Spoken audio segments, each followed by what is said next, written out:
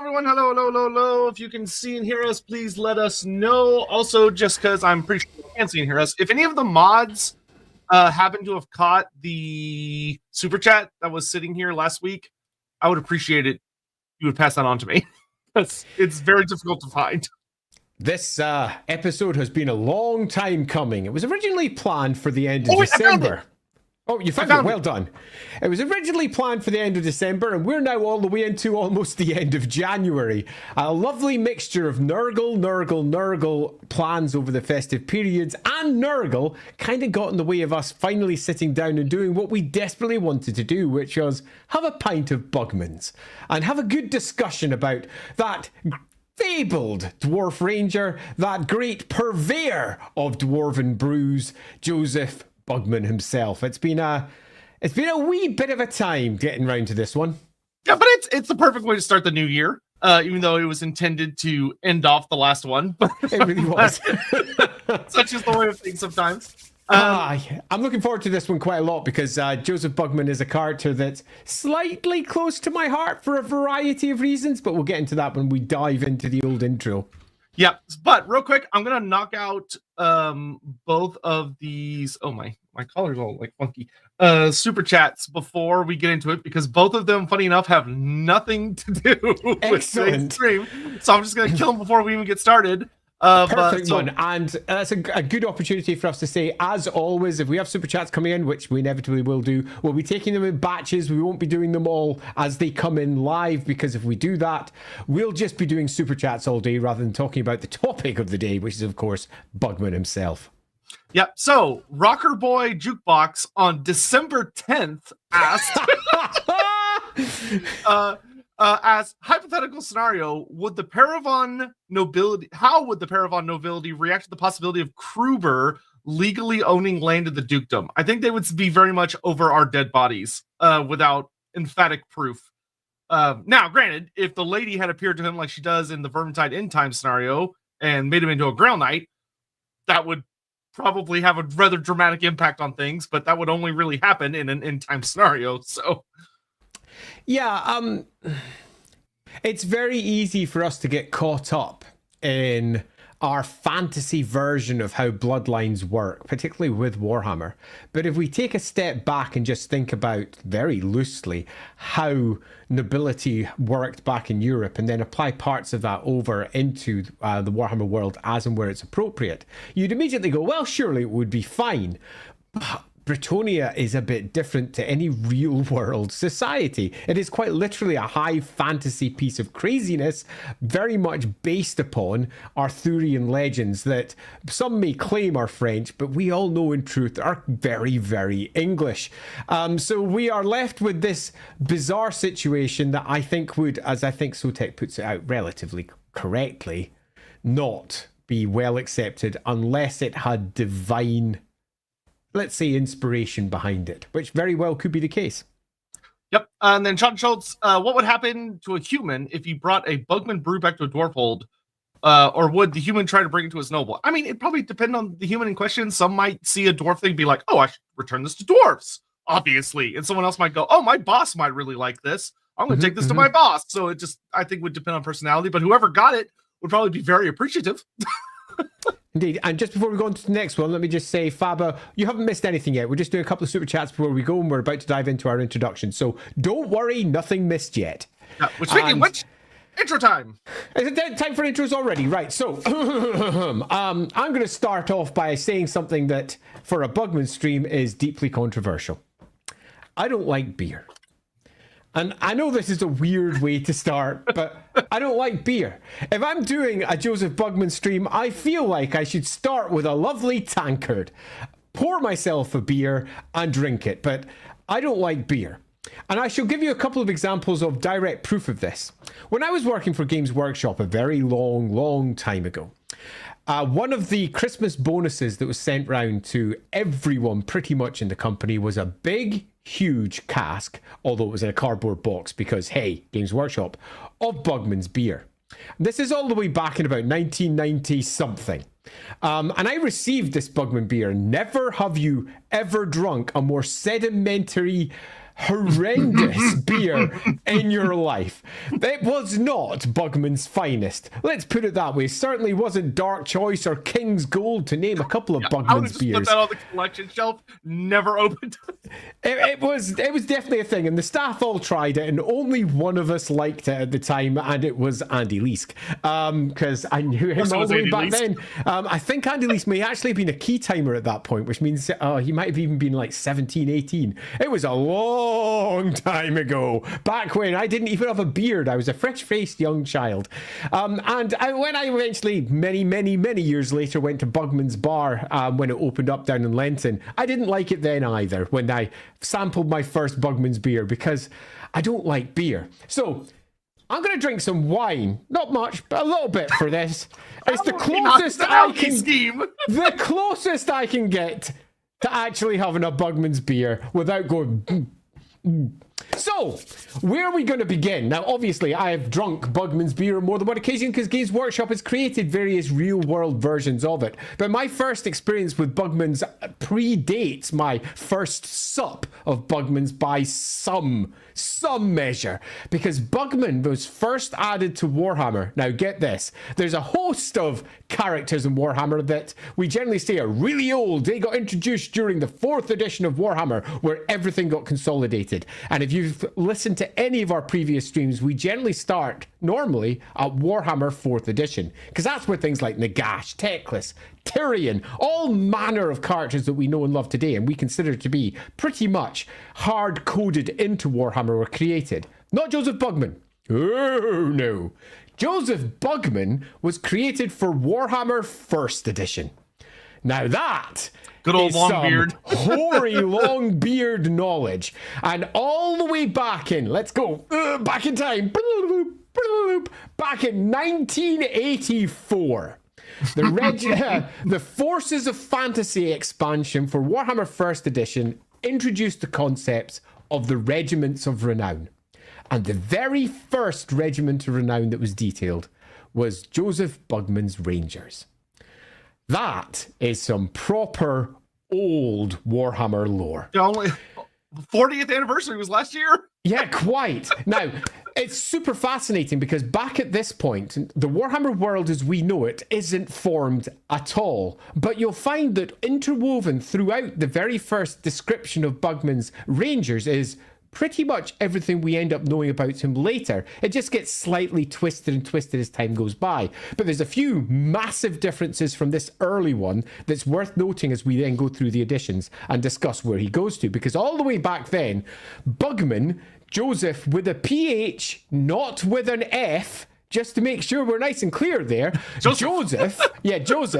And he's just called Joseph. There's the deep Scandinavian style names for dwarves is yet to be a thing, which is why he's called Joseph in this first time around. His grandfather founded his great brewery, and his grandfather's name was Samuel. At this point, very dwarfs. Joseph's dad is called Bono, much like he'd just come out of U2. So Joseph's dad, Bono, and his grandfather work in this great brewery. And this brewery is known for creating some of the best dwarven ales that there are.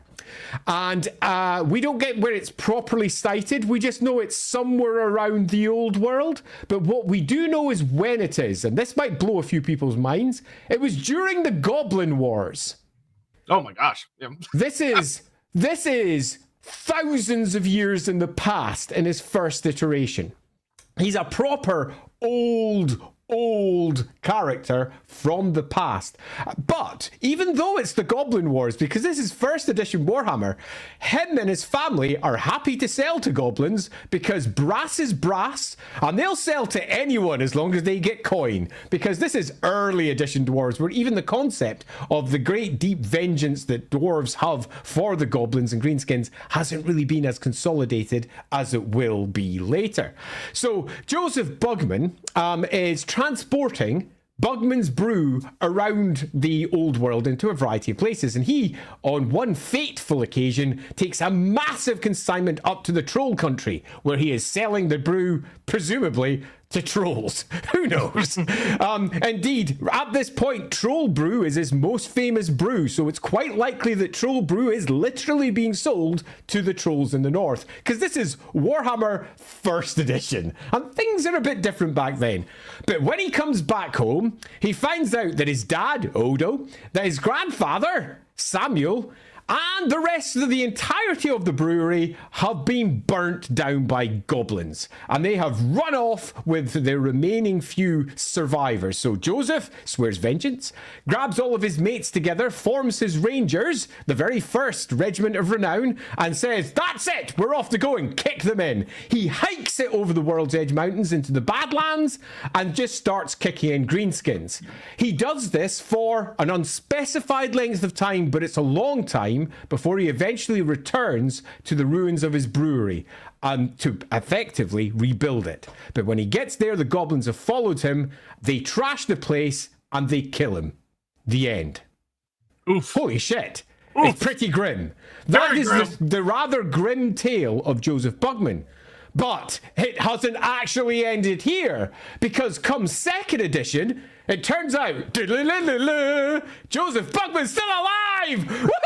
His death is greatly exaggerated. Yeah, absolutely. Come 1985, they release a new Regiment of Renown box set with Joseph Bugman. On the back of it, it's got a tale of an old dwarf arriving at the dwarf hold of Barak Var. And you might go, these sound like names that we know today. Did they exist all the way back in 2nd edition? They were getting made up with each story. They were slowly but surely going to be patched together as we head towards the 3rd and then the 4th edition of Warhammer. So they arrive in Barak Var, this ancient dwarf, and he comes in and demands to speak to the Dwarf King, and the Dwarf King's like, yeah, nah. But eventually he comes in because he sips at the gift that's given to the king, which is the big casks of ale, and finds out that it's Bugman's. A tear comes to his eye. This is genuine Bugman's. There had been no Bugman's for a generation because Bugman's brewery had been destroyed by goblins. He eventually, to cut a long story, outs himself as Bugman. He didn't die, of course, back at his brewery when he returned to it.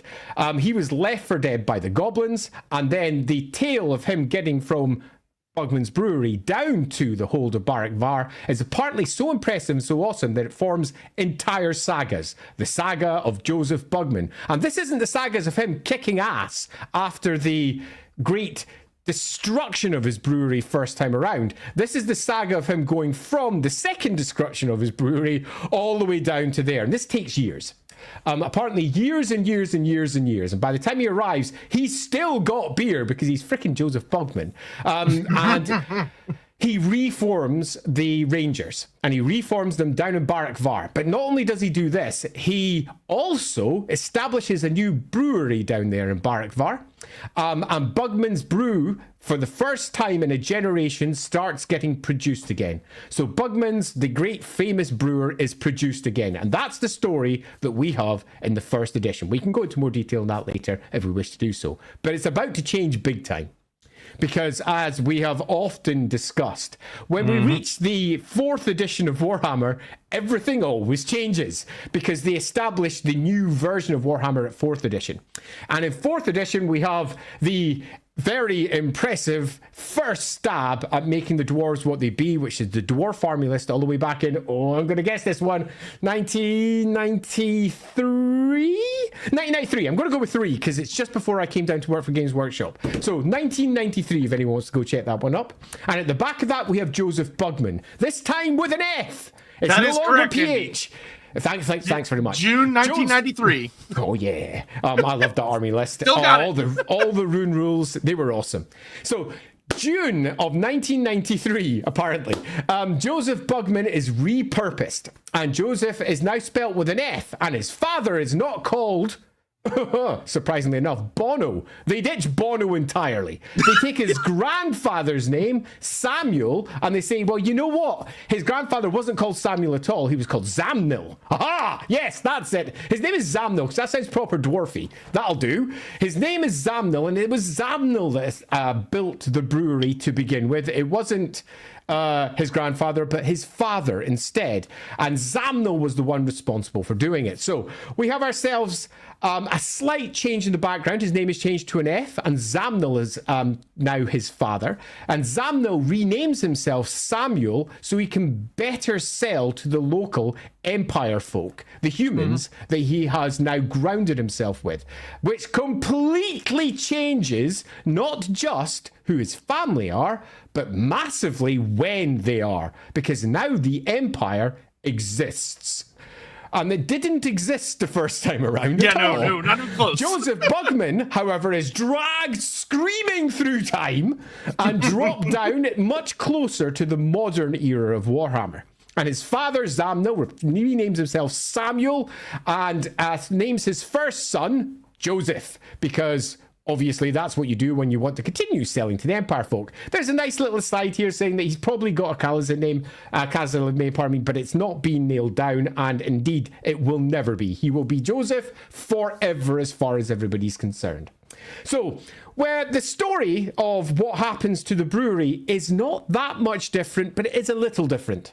This time, instead of going all the way up to Troll Country, Josef is doing a far shorter hike. He's only making it up towards the capital of the Empire of the time. Most people think it's probably Altdorf, but if it's the date that I'm going to suggest... Yeah, it's probably Nuln, yeah. Yeah, very probably, possibly isn't, but we can get into that later. He's off to ship some Bugman special brew to the Emperor, and he's making his way down the River Sol, all the way up to the Emperor, and when he's away, the brew house, again, the brewery is attacked, and is, cut a long story short, sacked, in much the same way as it was the first time, and the story follows exactly the same beats. Josef comes back, he wails, it's awful, he does a massive oath of vengeance, and then hikes it off into the mountains, over the mountains, into the Badlands, and starts kicking greenskins in.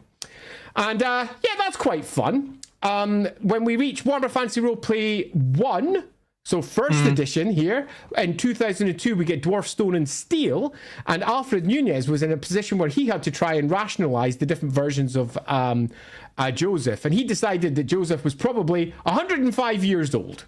So you can take that with a pinch of salt, because later editions are going to make more changes. But at the point of 2002, he's 105 years old in the year 2512, which means come the end times, he'd be about 110, 115, something like that. The other important details that you get from that and this era is that the location of the brewery is nailed in stone, and that's inside the Dwarf Army list in particular, because it's marked on the map and it's down in the depths of Visenland on the River Sul itself. And a little brewery all the way down in the very south of the Empire where they've been selling their Bugmans. And at this point, the Bugman's brews are described, loosely speaking, as some of the best. Not necessarily the best. A paragon, perhaps, of dwarf brewing, but not necessarily something that is the best version of dwarf beer there is. That will, as you're about to find out, change significantly. So, our first edition of Warhammer Fantasy Roleplay adds a few extra details as to the location of the brewery, but tells basically the same story as you get in the army list, so just repeats it. The next time where we get Josef getting any major advancement is White Dwarf, when Nick Time does himself, I believe it's a set of 4 articles over 4 White Dwarfs, starting at... Okay, it was just before White Dwarf 300 came out, so because I remember 300 having it in it. So it's about 298, 299, somewhere around there, up to 300, up to about 302, where we've got Josef Bugman's brewery and a bunch of scenarios where you can play out the brewery going boom.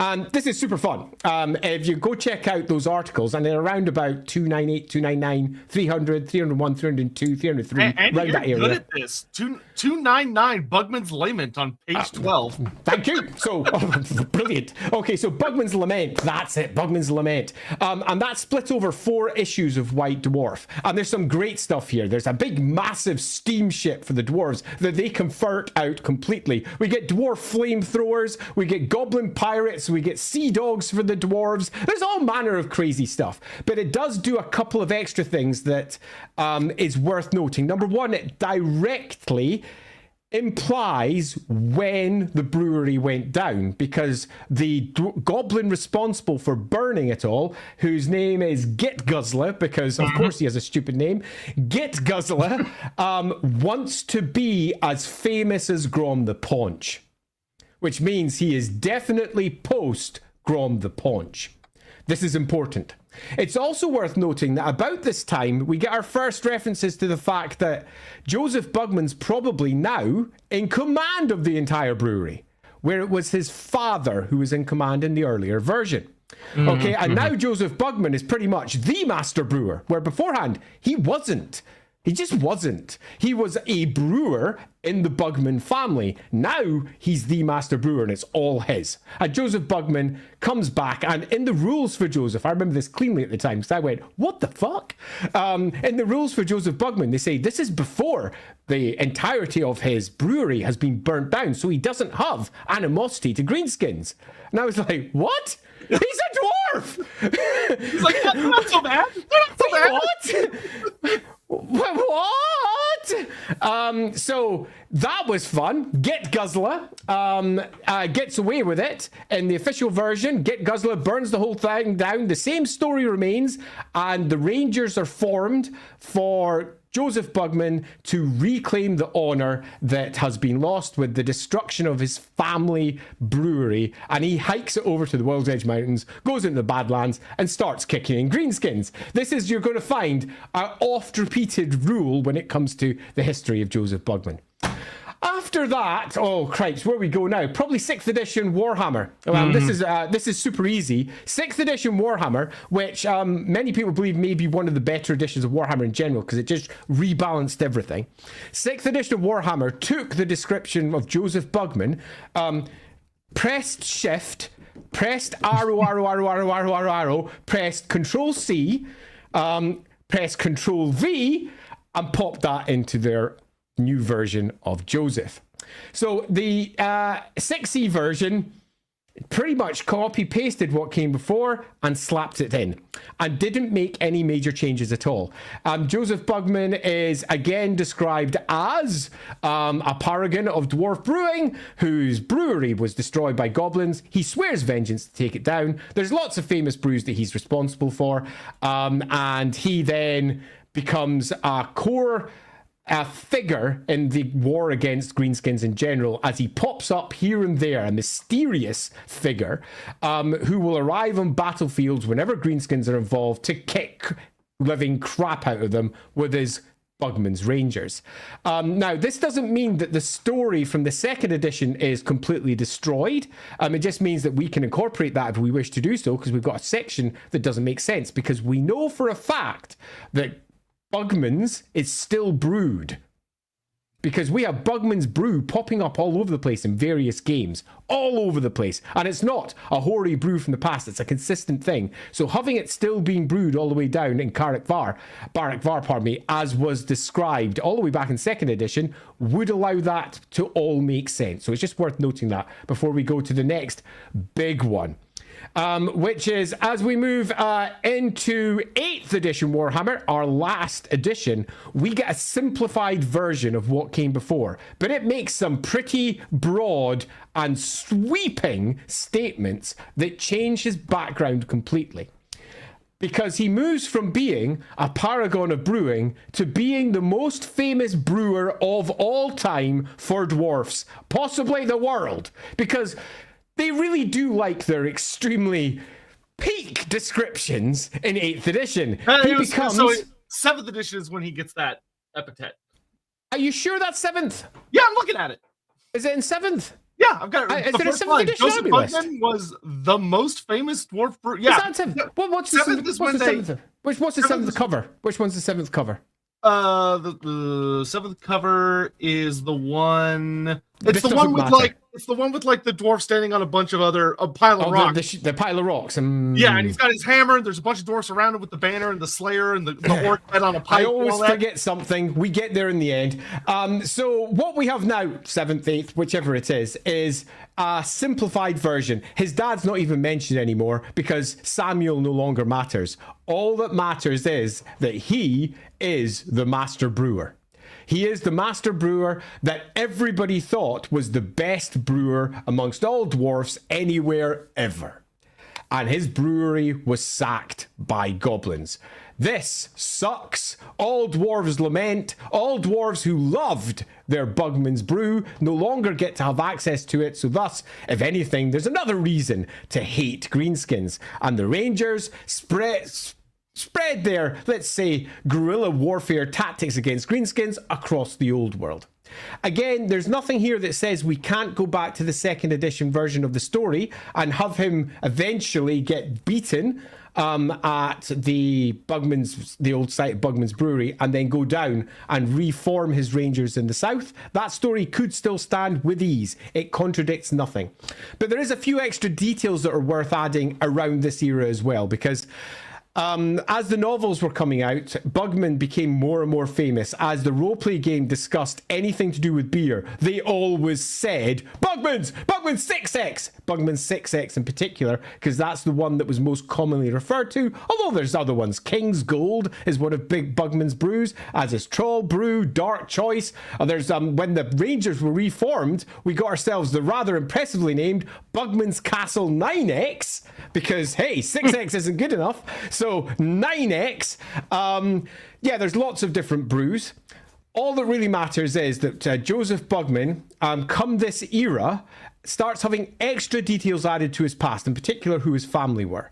And those details are really loose, and they're very much when Ekrund fell long time ago, some 4,000 years ago or whatever it is, the family of Bugmans moved out from there, moved over to the Dragonback Mountains, lived there for a while, moved into the Black Mountains, lived there for a while, moved into the Grey Mountains, lived there for a while, and then eventually moved down into the Empire where they formed their brewery. And there's Bugman clan members potentially throughout the mountains over there. There's also one other little hinter dropped down, and I think Gav added in one of his novels, where he mentions that Carrick Norn may have indeed been founded by the Bugmans as well, which is a nice little detail, giving perhaps some hoary connection to that particular hold.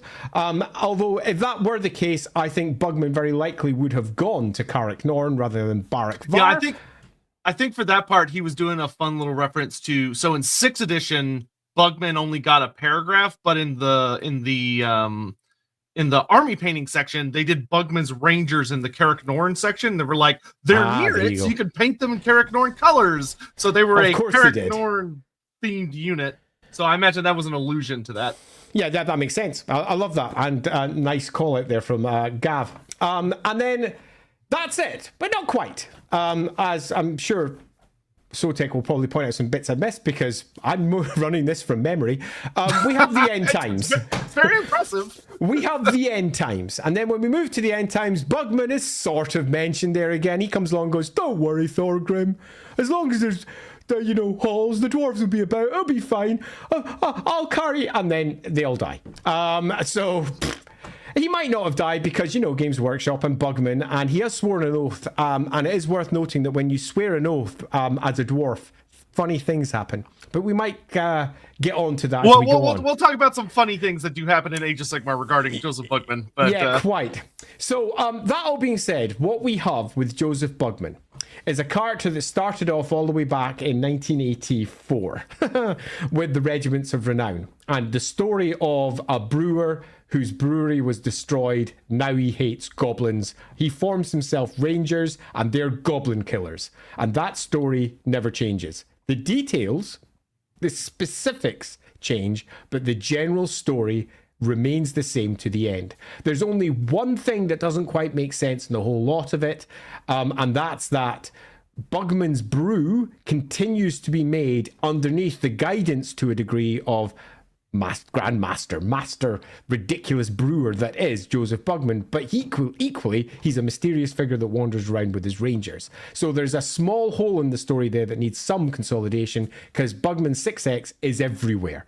But that can be very easily fixed if we just go all the way back to 2nd edition and take that story and repurpose it and ping it back in. So there's my intro. Josef, the master brewer. I love him dearly, and the reason why I love him dearly is because the very first Regiment of Renown that I bought was Josef Bugman's Rangers. I painted the first Josef all the way back when I was almost in single digits in terms of my lifespan. Yeah, back when to get your paint, you had to go carve it out of the clay yourself. yeah, totally. And mix it up with the oils and then poison yourself with the lead. So it was a lead miniature, in fact. And I painted them terribly. They had proper eggs for eyes, really, really badly. And I painted them with enamel paints as well to tell you how old it was. Not great. And I attempted to play with them, but my knowledge of Warhammer at that point was entirely, let's say, lore-based, not game-based. And I think it was the second edition of the game I was playing it with. Oh my God, I didn't understand the game back then because I was just a tiny, tiny kid. But I did love painting the miniatures, and I did indeed paint them. And when the newer version of that model came out, I bought that and the next one and the next one. There have been so many Josef Bugman miniatures now, including for Blood Bowl. So he's a character who gets around. And with that, what's next? So we have a lot of really, really cool things to discuss. A drink of wine, which is almost beer. Close enough. Yeah. Yeah, the two, nothing like the hosts that are like, beer? Nah, couldn't be me, but no. We are the worst Lorebeards ever. We don't drink beer. We're responsible. Yeah, that's how we'll swing it. All right, so we have a lot of little super chat stuff to get caught up on, and then we're gonna dive into kind of where his story kind of ends up at the end. So kind of talking about like the most recent version of the tale, as well as a couple other things. Then we're gonna get into the implications of the story. Because I've already seen a number of super chats that are asking some questions that are going to get answered by what we're going to talk about today. Because Bugman's story is one of those things that in typical Lorebeards fashion, we could just take it at face value and talk for 30 minutes and then be done. Or we could do what we always do and talk about what it actually really could and should mean. And we'll be here for another 2.5 hours. So let's get into it with, okay, we already did that one. Brendan Liu, Bugman is here. Played Dark Deeds with friends and read the Skarsnik novel over the holidays. Such a good read. Would Bugman ever consider drinking greenskin fungus brew? I really doubt it. No. That would be, that literally be like going to you and being like, would you drink this pile of disgusting slop that I pulled off the side of this tree? It's delicious. And you'd probably say, no, I don't wish to die. No, thank you. And yes, if anyone's going to bring up Dark Deeds, I will indeed mention Dark Deeds and say you should go buy yourself a copy yourself, made by Warhammer Legends. Andy Chambers and Mark Gibbons, and of course, myself involved as well. Dark Deeds, available now from diffuse.co.uk. If you watched that recent reveal and saw that sexy new High Elf model and went, wow, that's a beautiful model. That's Mark Gibbons. You can own a game that he did the art for. It's great. Absolutely. Not only that, if you're a follower of Trench Crusade, because I'm sure there's some of you out there that are, both Mark Gibbons and Andy Chambers have just been pulled on to help with that too. So if you like Trench Crusade, you should buy Dark Deeds. Oh man, that's gonna be some gorgeous art then. Corin Shima, woohoo! How does a dwarf feel about fine wine? So it depends on depends on who's writing it. Yeah, it depends on who's right. A lot of writers will go kind of the stereotype joke where they'll drink it and be like, oh well, this tastes like piss and it's very elfish and this is garbage and I hate it. There are some that tend to take a more, let's say, nuanced approach where dwarves tend to have a really, really strong sense of taste, not quite as intense as halflings, but they're very appreciative of a lot of like really intense flavors. They tend to go for really strong stuff. So if you're dealing with human wine, like Bretonnian wine or Empire wine stuff, they're probably not going to say anything super nice. But if you're dealing with like some of the wilder elven wines, like what you might get from Ulthuan or Athalorn and stuff, they would have an appreciation for it pretty much until the fact that it's elf made probably comes up. And then they're going to immediately like pivot to grumbling for unrelated reasons. But dwarves have a very specific palate, which often requires like very strong things. Yeah, in fact, I'll go further than that. Dwarf beer has been taken beyond standard beer. Dwarf beer is, if I was going to use a single word, and it might be a word that you don't expect, nourishing. Dwarf beer, in fact, is so nourishing that many dwarves have been renowned for living on dwarf beer alone, not eating any food, for weeks on end. Dwarf beer is different to other alcohols. Now, dwarves, particularly Bugman, who is selling to humans, create different types of beer. They create beer that are designed to be drunk by humans. They also create beer that's designed to be drunk by dwarfs, and they require something and want something that's much deeper, not just in terms of flavor, but in terms of what it can do. And it is, bluntly, nourishing. Wine makes you drunk and little more, and also tastes a little bit like sour grapes. And as we all know, dwarves normally love sour grapes. They love just whining about everything, don't they? But when it comes to wine in particular, because it hasn't got that nourishing aspect to it, it is thin. It is weak, it is watery, and at best will make them a little bit lightheaded. So it doesn't carry the same cultural, let's say, weight, nor does it carry the same just simply nourishing weight. It is a very simple liquid. So whilst the finer details of a really nice elven wine were very appreciated in dwarven history, and there's many examples of the elves arriving with spectacular, sparkling or magically infused elven wines that they gave to the kings of old, and they were like, holy shitballs, well, this is different to anything we've had. Compare that though to the watery crap that's produced in, say, Tilia or the Empire, and they're like, yeah, well, nah. So loosely speaking, how do they feel about a fine wine? What's the point? I can't eat this and live in it, can I? This is weak stuff. So you tend to find that many of them have a pretty poor opinion. But any of the dwarves that actually live in the Empire or live in Bretonia or wherever they might be expatriates, they often get tastes for the local stuff, particularly because wines and bottled wines are often safer than some of the water sources. So that's what they'll be drinking. So be aware, it's nuanced, but most writers will just go, ha, elven bullshit, ah, rubbish, no, Elgie, because writers love lapsing into stereotype. Yep. Which, as a fun aside, actually, to reinforce what Andy just said, if you're ever playing Wolf Rep and your characters encounter like actual dwarf made for dwarf beers, one of the fun things to deal with that is it doesn't just make you, like, it will make you drunk. Don't get me wrong. Very, very, very, very quickly. But the other thing is it's like eating a full meal. So like think about when you overeat and the unpleasantness that comes with that because your body's like struggling to digest. And dwarf beer can really easily do that to you if your body's not made for it.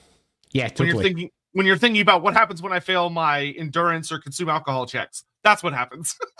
Yeah, and they thin it down for humanity, which is why some, say for example, the special brew, the Bugman special brew is specifically designed for humans, and several dwarf human emperors have been on the receiving end of that particular brew. Farseer Aerodrell, for thousands of years I've been dormant. Who has disturbed my... Oh, the Bugman's live is here. Yay!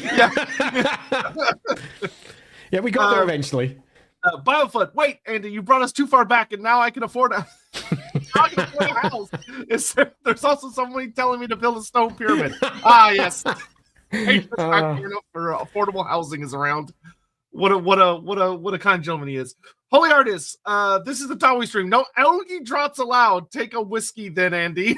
I don't know if I've got some over in the corner, but it is much to the dismay of my Scottish pals, bourbon, because anyone that knows me knows that I drink Jack Daniels, bourbon in general. I am a heretic as far as most Scottish people are concerned. Happy to be so. Donovan, Josef Bugman's dad was trying to find the perfect beer, but he still hasn't found what he's looking for. I feel like there's a joke in here relating to him being named off Bono. Wait a minute. He still hasn't found what he's looking for. Bono. U2. It's a U2 quotation. There you go. There you go. And yes, he was, because Joseph's original dad was named Bono, which to this day still makes me laugh. It's probably for the best they got rid of that, but it is very funny to me. They just axed a generation. What I quite liked was when you moved into 4th edition, they took the name Samuel and they turned it to Zamnil. And I really quite liked that, because they looked at the old Samuel name and they were like, yeah, no, we can't use that for a dwarf name. So we'll call it Zamnil. And then he changes it to Samuel so he fits in with the Empire. Quite like that. They could have done the same with Bono. I like they looked at it and went, no, there's no salvaging it, just axe. Ah, Just get rid of it. Bono. Holy Artist, Sotek isn't the brewery of building Carrick Zorn. Yes, and it drives me crazy that it's way over there because it shouldn't be. It's in Carrick Zorn in Total War. Yeah, so it's over by the Blackwater, which no, it's not in Carrick Zorn. It's not in Carrick Zorn. It's in I can't remember the name of the settle. Agro Migdal, I think. No, because it's over in Barak Var's province. So it's on the wrong side of. So Barak Var is not awful. If it's down by Barak Var, because that's where it said it would be all the way back in 2nd edition. Yeah, it's moderately close to Barak Var, I guess. Yeah. No, I can also see the confusion when I was reading one of the, I think it was the 7th or 8th edition book, and they say, the author says, oh yeah, Josef Bugman set up in the foothills of the Grey Mountains in the eastern forest of the Empire. And I was like, I don't think this author knows his east from his west. Yeah. Because that's on the other side. So it could be that someone from whoever did that for Total War like read it and was like, oh, eastern side of the Empire, I'll put it over there. Yeah, so, that wouldn't surprise me. You never know with those things.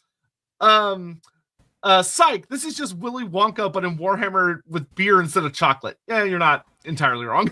Yep. Josef Bugman. Oompa Loompa. Yeah, absolutely.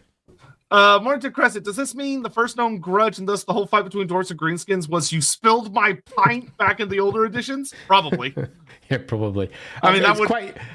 I was just going to say, it's always quite fun going back to the older editions because you can see all of the seeds of what's to come mixed in with stuff that just doesn't work anymore by any stretch of the imagination. For example, having Josef Bugman selling his beer to goblins and going over to local goblin tribes and selling it to them because he doesn't care about who's buying it. All he cares about is the coin that he gets in return.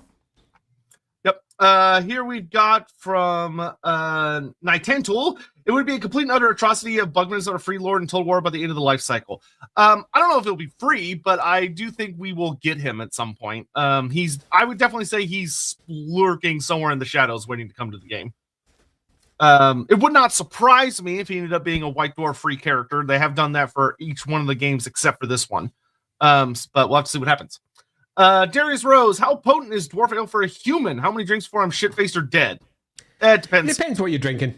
There's multiple different types of dwarf ale. It's a little bit like saying, I'll give a completely different analogy, but how potent is alcohol for a human?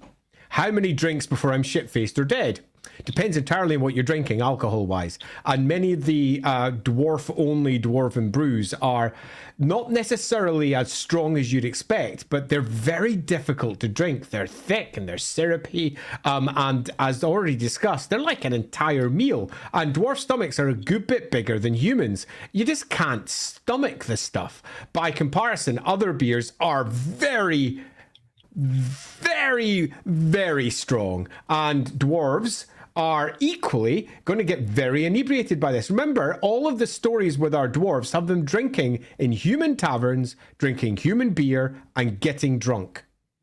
So don't in many respects, turn this into some sort of fetishization of dwarfs and just how amazingly strong their constitutions are and how they're so much better than everyone else. They are, but beyond that, they are also not that ridiculous. So how potent is it? Depends on the brew itself, but some of them are horrendous. You're not even going to get through one before you're shit-faced. But you're probably not going to get through one because it's just too filling. Yep. Singemeister, as another beer hater, what's Warhammer Fantasy's best cider? Cider. There's all manner of ciders mentioned throughout. And most of them are like smaller sides in a novel or a little bit in a roleplay game. And they don't really focus on any of them with any strong, this is the best one. There's a few mentions down in the Mootland, for example, of, I can't remember, it's the Sour Apfel cider, I can't remember its name, as being described as one of the best ones from down in the Mootland, which comes from the Green Hills, as I recall. But long story short, cider is not a stress for most of the writers, so thus it's never really been given the central position that it rightly deserves. Yeah, Cubicle 7, give us our damn trappings book with all the different drink types, please. That would be awesome. What does Bugman's best actually taste like? Oh, good luck with that. Bugman's best bitter probably tastes like a very thick, heavy, dark ale with a lot of sedimentation that is hopefully left when the beer itself settles. You're probably looking at a very dark stout if you're looking for a real version of it. Holy Artist. So Josef Bugman is Story Whitebeard. No, but yes. Yes. I'd agree with that. We'll talk about this more as we kind of get into. We're going to get onto that one, all right. Yeah, I suspect this is more of a joke question, but as the editions got later, Gromerdal went from being like an actual character that you could take within like certain games and stuff to being more of like a collector piece, and he essentially got replaced in the actual like rules with Bugman, which resulted in Bugman evolving from being a dwarf with an interesting story to being beyond. So we'll get to that. Andres, how does Olgu inspire wanderlust? Totally on topic. Totally on topic. I suppose Bugman did wander after his brewery was destroyed. Okay, so this one's super easy because it does. And I know that that is not particularly satisfying, but each of the winds of magic have got, let's say, flavors. Each of the winds of magic have got ways of expressing and things that they elicit in others. Bright wind, the red wind, elicits anger and it inspires anger in other people, and rage. If we move over to, say, the gold wind, it does the same, but greed this time. And it can make people very analytical and greedy, and I must have this. Olgu inspires not just the urge to wander, but the urge to experience, because one of the great qualities of those who have mastered the Grey Wind is also their wisdom. They have seen a wider world and they know more of it. So broadly speaking, it's because that's the way the wind is. It's a rubbish answer, but it's basically true. I understand why Bugman went out to get revenge. This is a great question. But why did he never just build a new brewery and continue the work of his ancestors? Maybe he could have schooled some new brewers with an expertise in greenskin slaying. We will get to this. This is probably going to be like the biggest thing in today's stream. So hang on just a little bit. We will get to this because it has to do with oaths. Oaths. And yeah, I agree. But I would also say that much like Slayers, before we get on to all of this, and we're going to dive into this one deep because I think it needs it. But much like Slayers are 100% Slayers, some of them do other things. Now, can Josef have done parts of this? The answer is yes, and I would suggest it's definitely the case. Even Total War apparently has a nice little brewery sitting out there doing its thing. It's definitely out there somewhere, but I think there is a big problem that sits in the way of him doing it directly, and that indeed is his oath. The other thing I'll say is that, and granted, this isn't necessarily consistent, but there's been some notes among writers that the master brewers of the dwarfs are not entirely dissimilar from the Rune Lords, in that they can sometimes be pretty bad about very jealously guarding their knowledge, in the sense that they don't want to pass it on to someone they don't think is worthy of it. But because dwarfs can have exceedingly high standards, this can result in issues where a master brewer or a Rune Lord will die before they pass it on because they never were able to find someone they considered worthy of the knowledge. Now, brewers seem to have a bit of a better reputation for passing it on to their descendants within their clan. And that's likely because the family ties of breweries are a lot more like direct descendants, whereas Rune Lords, it's a little bit more messy. But that being said, you could say there's something of that as well, is people trying to find Bugman and be like, I want to learn from you, and Bugman being like, you're not good enough. How could I possibly teach you my family secret when you're not good enough? That happens a lot with dwarves, and it's a tragedy. I agreed in all of that, but it is worth noting, as I said right at the beginning in the introduction, that at least in one version of the background, the brewery is re-established down in Barak Var. And he does not personally deal with it because he's got his own business to deal with. And then Total War is in Kanak Dromar, which I don't hate as like where he rebuilt it. It's kind of a fun place to be. It's as good as any, I suppose. And he rebuilt, and it's not him that rebuilds it in that version. It's the king that he goes to, because he basically goes, I want to go and kick more greenskin butt, and I've run out. And he reforms the Rangers with the king's support. And in return, he provides everything required for the master brewery. So they basically do a trade. And then he fucks off with a new set of dwarf Rangers and terrorizes greenskins from that point onwards. Yep. Siegfried, if Bugman chose Total War, what type of character should he be? A duelist or a more buff-centric character? I would say you'd probably want him to be a reasonably buff-heavy ranged melee hybrid character. So he's not like the best ranged character, but he's got his crossbow, and he's not the best melee character, but he's got a kick-ass axe, and he's reasonably tanky.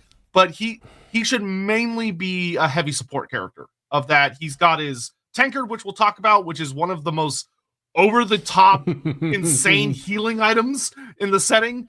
And he's also, it's fucking Bugman. Dwarves would fight to the... Bugman has become such a legend as he evolved throughout the editions that he's now kind of up there with, like, dwarves would be laying down their lives to make sure that Bugman lives another day. Yeah, it's true. I mean, where originally Bugman was nothing more than a vengeance-driven dwarf who was seen by many as a wasted piece of opportunity because he was such a good brewer, but instead he's wasting his life moving around the Darklands killing greenskins. And that's all he's doing. What an absolute waste. That has turned into him being effectively almost like the White Dwarf, who turns up at battles, takes on the greenskins, is greatly celebrated and loved by all the dwarfs for his great masterworks when it comes to brewing. He is widely celebrated in a way that in previous editions he just wasn't at all in the slightest. He has moved from being almost a mid-tier dwarf to top-tier dwarf through the course of the editions. He's invested his experience wisely over the course of his campaign. Benara, did Bugman ever catch his goblin oath fulfilled? I think in the older stuff, no. I don't think he ever got Get Guzzler. Never. In fact, Get Guzzler is that big open goal that I'm pretty sure was never resolved. And Get Guzzler managed to do something that I think dwarfs across the old world would be incredibly keen to see him killed for. But having said that, though, the fact that in the original tale he goes back to his brewery in some respects suggests that he went over to the Darklands and killed that goblin. But that's before he was even called Git Guzzler. It's also worth noting that even in the initial editions, he doesn't just go out and try to find all the goblins that were responsible. Once he's killed those, he keeps going. And keeps going and keeps going. And that's before we get the modern version where he is scaled up to 11. And then they've gone, I'm pretty sure that my dial goes past 11 because I'm playing Warhammer and I can easily get to 100. And they properly dial him up even further. But I think the answer is, if you go with all versions of the background, the answer is yes. But if you go with the current version of the background, the answer is probably no. Yeah, and they never stated explicit. And granted, as we got into the later editions, Git Guzzler, they just kind of stopped talking about him. He just sort of like falls out. I was really pleased to see him show up in Total War, though he shows up as an antagonist to Grom, which is very funny. So we'll talk about that in a bit. Jonathan Scott, so what are the rules of today's drinking game? Wine. Responsible, but I don't know, every time we say oath, try not to die.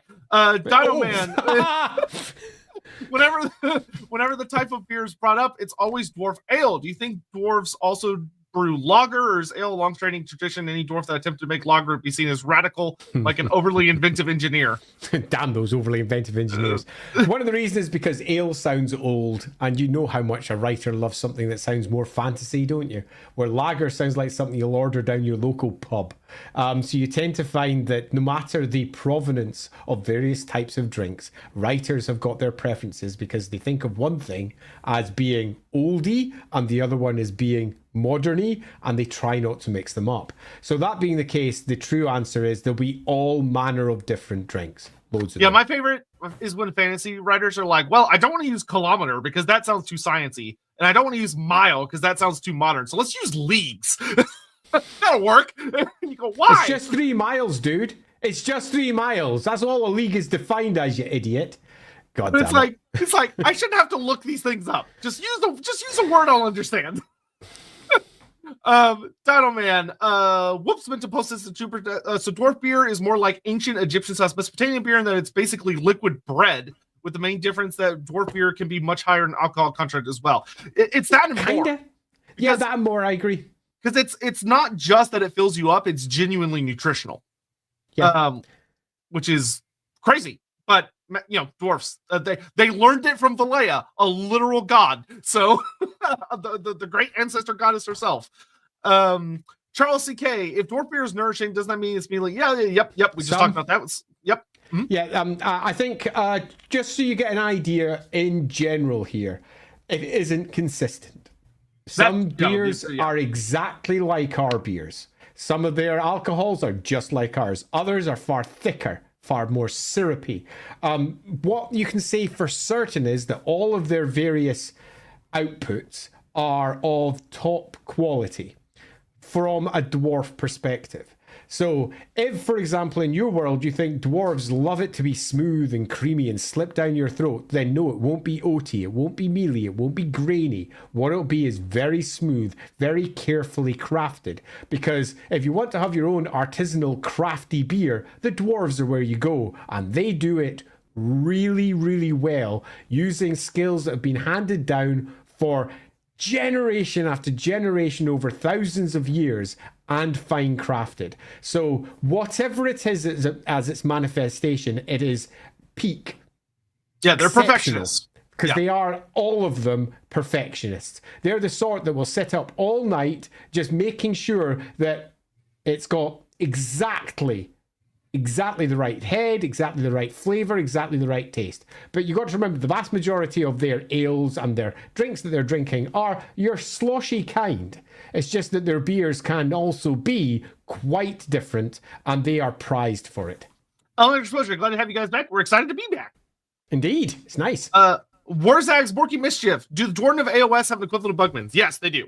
I am currently making my way through the Gotrek AOS book series, and he makes it plain many times he does not care for the Air and the Mortar realm. So there, if you pick up and read the, so I was going to talk about this a little later, but I'll just knock it out now because it's very short. Sure. In the Grombrindal series, which has a book now, which is the Tales of the Wanderer, I think. One of the short stories in it is about the direct descendants of Josef Bugman. And Grombrindal, they don't really know that. Who knows? But somehow he managed to keep his line going through the apocalypse and the literal planet blowing up. But well done. So that's fun, because that tells us something that is worth noting, and that's that he has a kid. Yeah. So what is genuinely interesting, isn't the case in any Warhammer lore I'm aware of. Yeah, so the big storyline that's fun is that, so you meet a very direct descendant of his, distant descendant, and they talk about how his axe, all trustworthy, is literally hanging on the wall. And Grombrindal, like his axe is there because it's been passed down. And they're like, we don't know what it does. No one's wielded it in generations, but it's there. And you have Grombrindal's been carrying around his stein, but the whole story is about Grombrindal visits this tavern of Bugman's descendants once every couple decades, and he always gets one drink, and he always drinks it out of Bugman's stein. And the whole story is you get a passing of the torch from the father to a daughter, and this so you get Bugman's great something infinite times granddaughter, and the story is mostly about her growing up, seeing Grombrindal multiple times, and then she takes over the tavern just in time for it to get destroyed by the undead. But as it's destroyed, she finally picks up the axe, starts to wield it, and Grombrindal goes, okay, you're ready. I've been holding on to this for your family, but it's yours now. And he gives her Bugman's stein. And he's like, it's your time now. And she goes, okay. And she leads a bunch of survivors out, and they escape Nagash's hordes and go somewhere. It's a really, really fun story. It's a very good story. And it also ends with an argument between Grombrindal and Nagash that is super fun. About the dwarven afterlife and how Nagash can't get to it, and it's the only underworld he cannot get to canonically in the setting, which is awesome, because the dwarves hid it from him and he can't find it. It makes him really butthurt. But all that to say, Bugman has descendants. Even they released a special model for the Caradron Overlords, which is a Bugman model. He's not Josef Bugman though, but he is a direct descendant of Bugman. I forget what his first name is. And he's a Caradron Overlord that's got a big stein. He's really fun. But his true inheritor is a Rin, or a dwarf female that's running around somewhere in the realm of Shaman, I think, or actually one of those two in the modern timeline. So there's somebody out there, but it's a woman now, which is cool. So I just, because I can't not bring this up, and how At the best estimate, how long after the destruction of the Warhammer world and the absolute obliteration of the planet is Age of Sigmar? My genuine, honest to God thought, based on all the reading I've done, is I think it is at minimum hundreds of thousands of years later, probably Then millions of years later. That story makes no sense at all. It is a bonkers mess.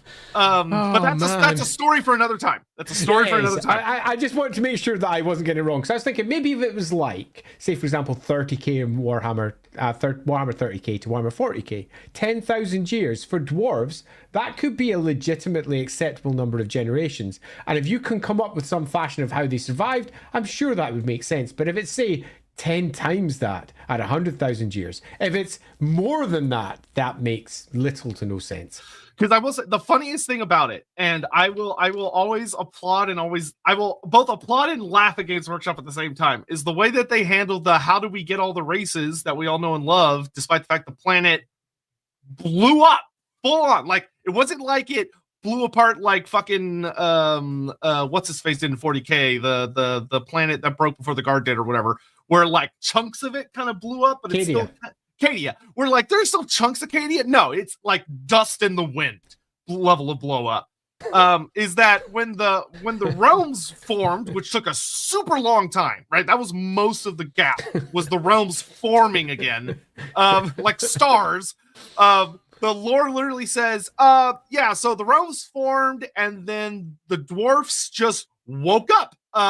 Like as far as Grimnir and Grugni were concerned, the end of the world happened. They fell asleep because they got knocked out and died, and then they go, whoa, and they're awake, and hey, look, I'm on a new planet somewhere because magic just brought me back, and there's a bunch of random dwarfs around me. Cool. That's literally as far. They're like, don't worry about it, we're moving on. their version of dealing with it, which is very funny to me. Wow. Okay, fair enough. Good to know. Let's move on.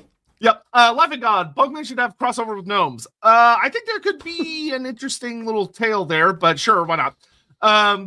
Andres Baranek, Olgu inspires curiosity, kinda. Does Hish inspire stagnation in a form of narcissism? Actually, no. Hish is very much the wind of intellect and the wind of understanding. So stagnation wouldn't be quite correct in that, because they are constantly bettering I would say maybe minds. obsession, but not stagnation. Yeah, obsession's closer to Shimon, though. Yeah, there's like a nice mixture of stuff going on there, but a form of narcissism. In fact, I would say in general, I would say rather than narcissism for Hish, I would generally go down more sociopathy and the erosion of emotion. So that you are left with basically psychopaths. That would make more sense for Hish.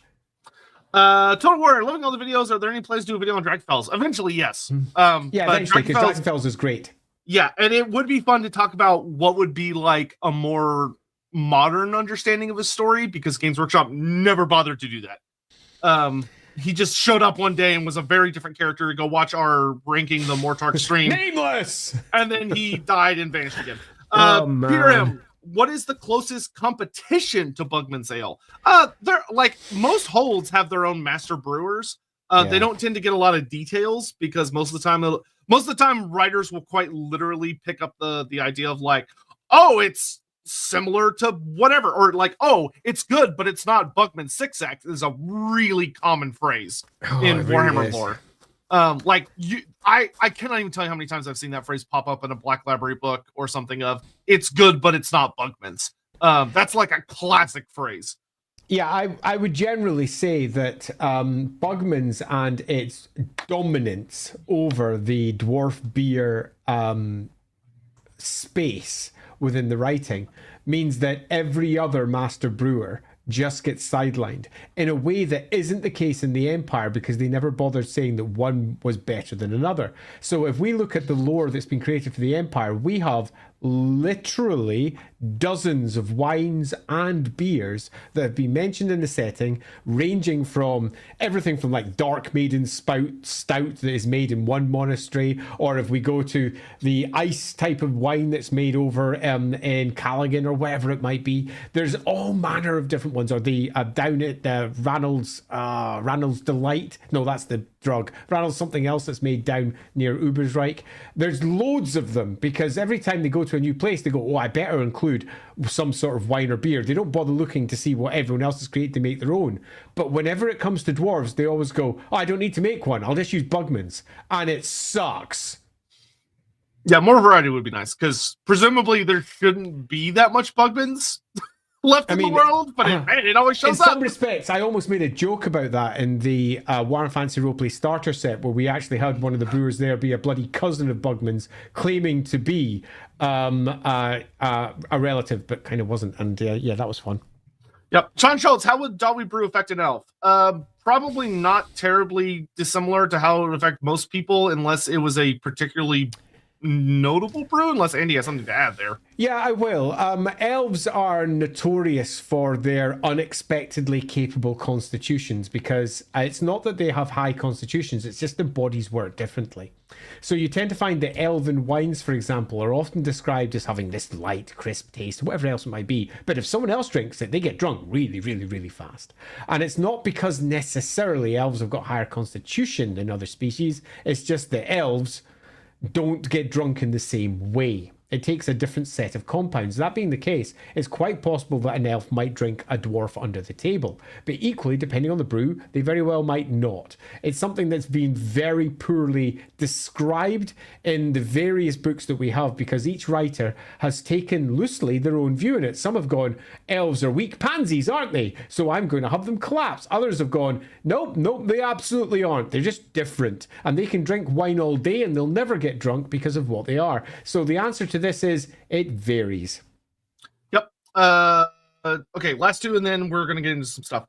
Random thought, but what happens if a dwarf has an oath of vengeance and someone else fulfills it? Does their reaction depend on the reason someone else killed it? For example, if a dwarf killed Get Guzzler for Bugman, would it be different than if a human had just killed him because it was a goblin?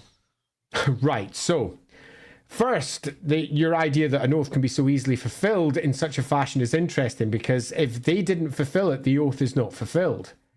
Yeah, it's just not. It's not fulfilled. The oath is still outstanding. And indeed, if we look at Josef Bugman, and we're going to be covering this, I imagine, very soon, so I'm not going to go into any detail here.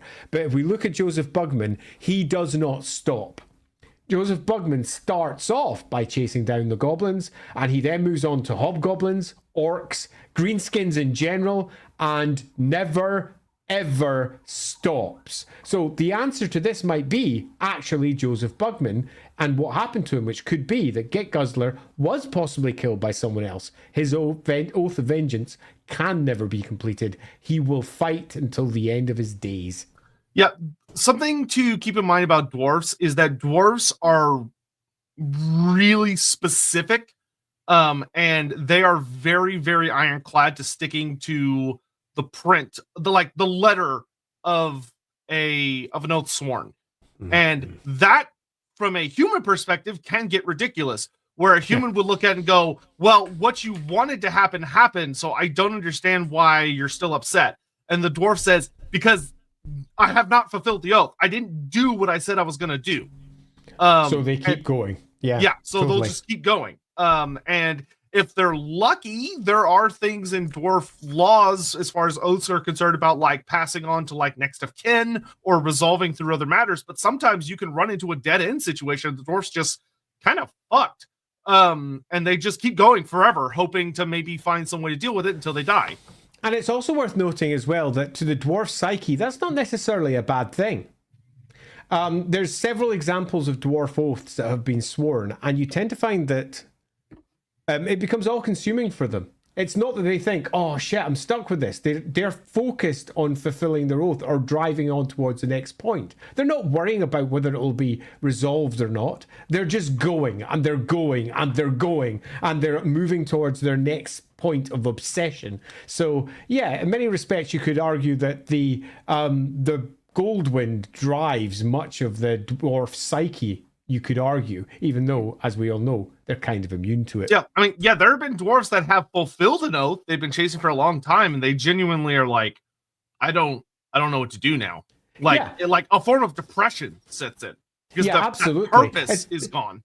It's a little bit like people who have been serially at work their entire lives. That has become their life, and then they retire, and their entire life falls apart. They break up with their families. They go through weird midlife or late life crises. They don't know what to do with themselves because the obsession of their life turned out to be their work, which is ultimately meant to be there just for them to make money. But as it turns out, no, it's not. It has become what they go for. And dwarves have a psyche that make humans look relatively, flighty. And the most obsessive human looks flighty in comparison to a dwarf. Dwarves are obsessive by nature. So, yeah. Holy Artist, what's Michael Jackson's favorite window of magic? Shamon. Yeah. Shamona!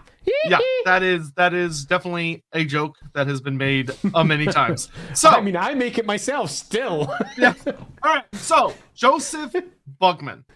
One of the things that's really, really interesting about him is there's through the course of Andy's story, one of the things you'll note is that, and we'll kind of dial on this specifically, is that there's a big jump between, so you get 5th edition Bugman, who was like the classic old situation of just kind of being like a cool dwarf. And then in 6th edition, he gets reduced down to a single paragraph in the whole book. He gets one paragraph that's very short in the Dwarfs of Legend little chapter where they would like mention a bunch of different special characters. Because interestingly, in that book, I was getting my editions mixed up between 6th and 7th. So what's interesting about that one is like 6th edition did that a lot, where you would get like 2 playable special characters, and then there would be a page that would mention the rest of them. So he's on there with like a High King Thorgrim Grudgebearer, who was not actually playable in 6th edition. Crazy. Because 6th edition focused on Alric Ranulfson, the king of Katakirn, because he was running around doing stuff, which was weird, but fine. He was a cool character. Beautiful artwork for him. But anyway, so then 7th edition comes around. And 7th edition looks at Bugman, because what 7th edition did compared to 6th is that 7th re-expanded the cast of characters. But Games Workshop decided, okay, all of these characters that we're going to mention need to be playable, they need to have rules, and they need to have minis. Now, we're not going to release all their minis right away, but they all need to have like custom artwork and custom miniatures, and we want as many of them as possible. Which was similar to what they had done in the past, but because of the 6th edition break, there was kind of this build up, and then when 7th again, it went out. So Bugman goes from being just a dwarf to being the dwarf. Yeah. And gets all of the special rules added. And in order to make him feel particularly special, they give him some pretty batshit crazy magic items. Most notably his Stein. And the thing about his Stein is it's the most important thing to understand about what makes Bugman go from being a dwarf to the dwarf. In that the ancestral Bugman's tankard, which has been passed down since the days of Ekrond and before.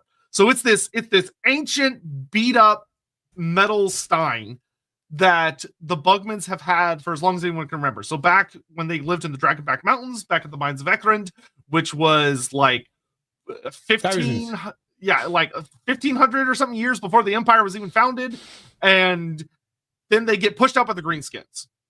So they push out for the Greenskins. The Bugman clan, along with the rest of the Dragonback clans, flees north into the into kind of around the Karazankor, but a lot of those dwarves decide to keep going into the Grey Mountains and the Black Mountains to found new holds rather than stay behind in the World's Edge Mountains, which causes a bit of an interesting schism around the dwarfs, but it's not something we're here to talk about today. Now, from here, like Andy said, the Bugman clan kind of wanders around, appearing in different holds and kind of helping establish your Carrick Hirns, your Karak Norns, your Karak Asgaraz, and all those other places.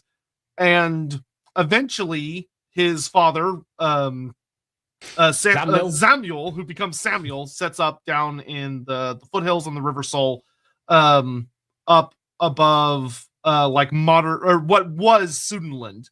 At the time it's mentioned. It's South Mizenland. Yeah. So, all that to say, this tankard has been traveling around this entire time. And the thing about this magical tankard is that it's genuinely magical. It doesn't have any obvious runes on it, but it has this really special ability, which is that so long as someone needs to drink from it, it's always full.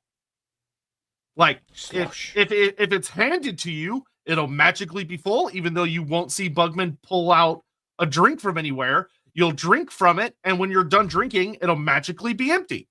And it is one of the most powerful artifacts I have ever seen in the setting, which is because it only gets more powerful each edition. Where in 7th edition, it was like, oh yeah, this is a reasonably nice tankard, that it's a unique, fairly heirloom that has this, and it talks about how there's this legend that when you drink from it, it doesn't just nourish your body, it nourishes your soul. When a dwarf drinks from it, it reminds them of the like glories of the past, bringing forth memories that they didn't even realize they had forgotten. And they feel refreshed and restored. But just to show how ridiculous the evolution is, in 7th edition, this lets you heal a single wound, and you also were like immune to fear and terror for like the rest of the battle or something. In 8th edition, this thing goes nuts, and the Bugman's tankard jumps up to being a you can drink from this thing at the start of every turn. So any character can drink every turn from this thing, and it heals D3 wounds, which in tabletop terms for healing, that is a fuck ton of healing for a character. And you can do it every turn. This thing is nuts. And in the end times, it reaches its rather hilarious zenith, which is that, once again, putting into perspective how powerful this thing is, then I'm going to talk a little bit about it more specifically, is that the Bugman's tankard is so strong that Thorgrim Grudgebearer gets dealt a terrible, terrible wound by a Vermin Lord.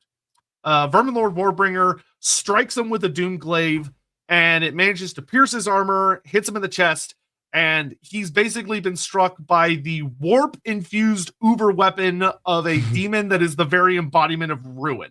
So he's dying, and he's just too stubborn to admit it. But he's undeniably dying. And the wound won't heal. Nobody can heal it. It's literally just eating him alive, rotting him away from the inside out. So at the end of the great battle against the Skaven, where Bugman shows up at the nick of time, which is he does a lot, which we'll talk about a little bit when we talk about his more mundane powers that I actually really, really like about the character. Bugman's like, here, Thorgrim, take a drink from this tankard.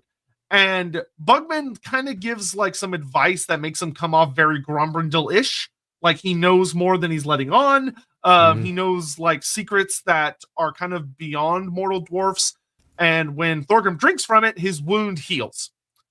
So this tankard heals one of the most impossible to heal things in the setting. And of course, the end times weirdness of it is like, Thorgrim's going to live. And then he immediately gets killed by Deathmaster Snitch, stabbing him in the back.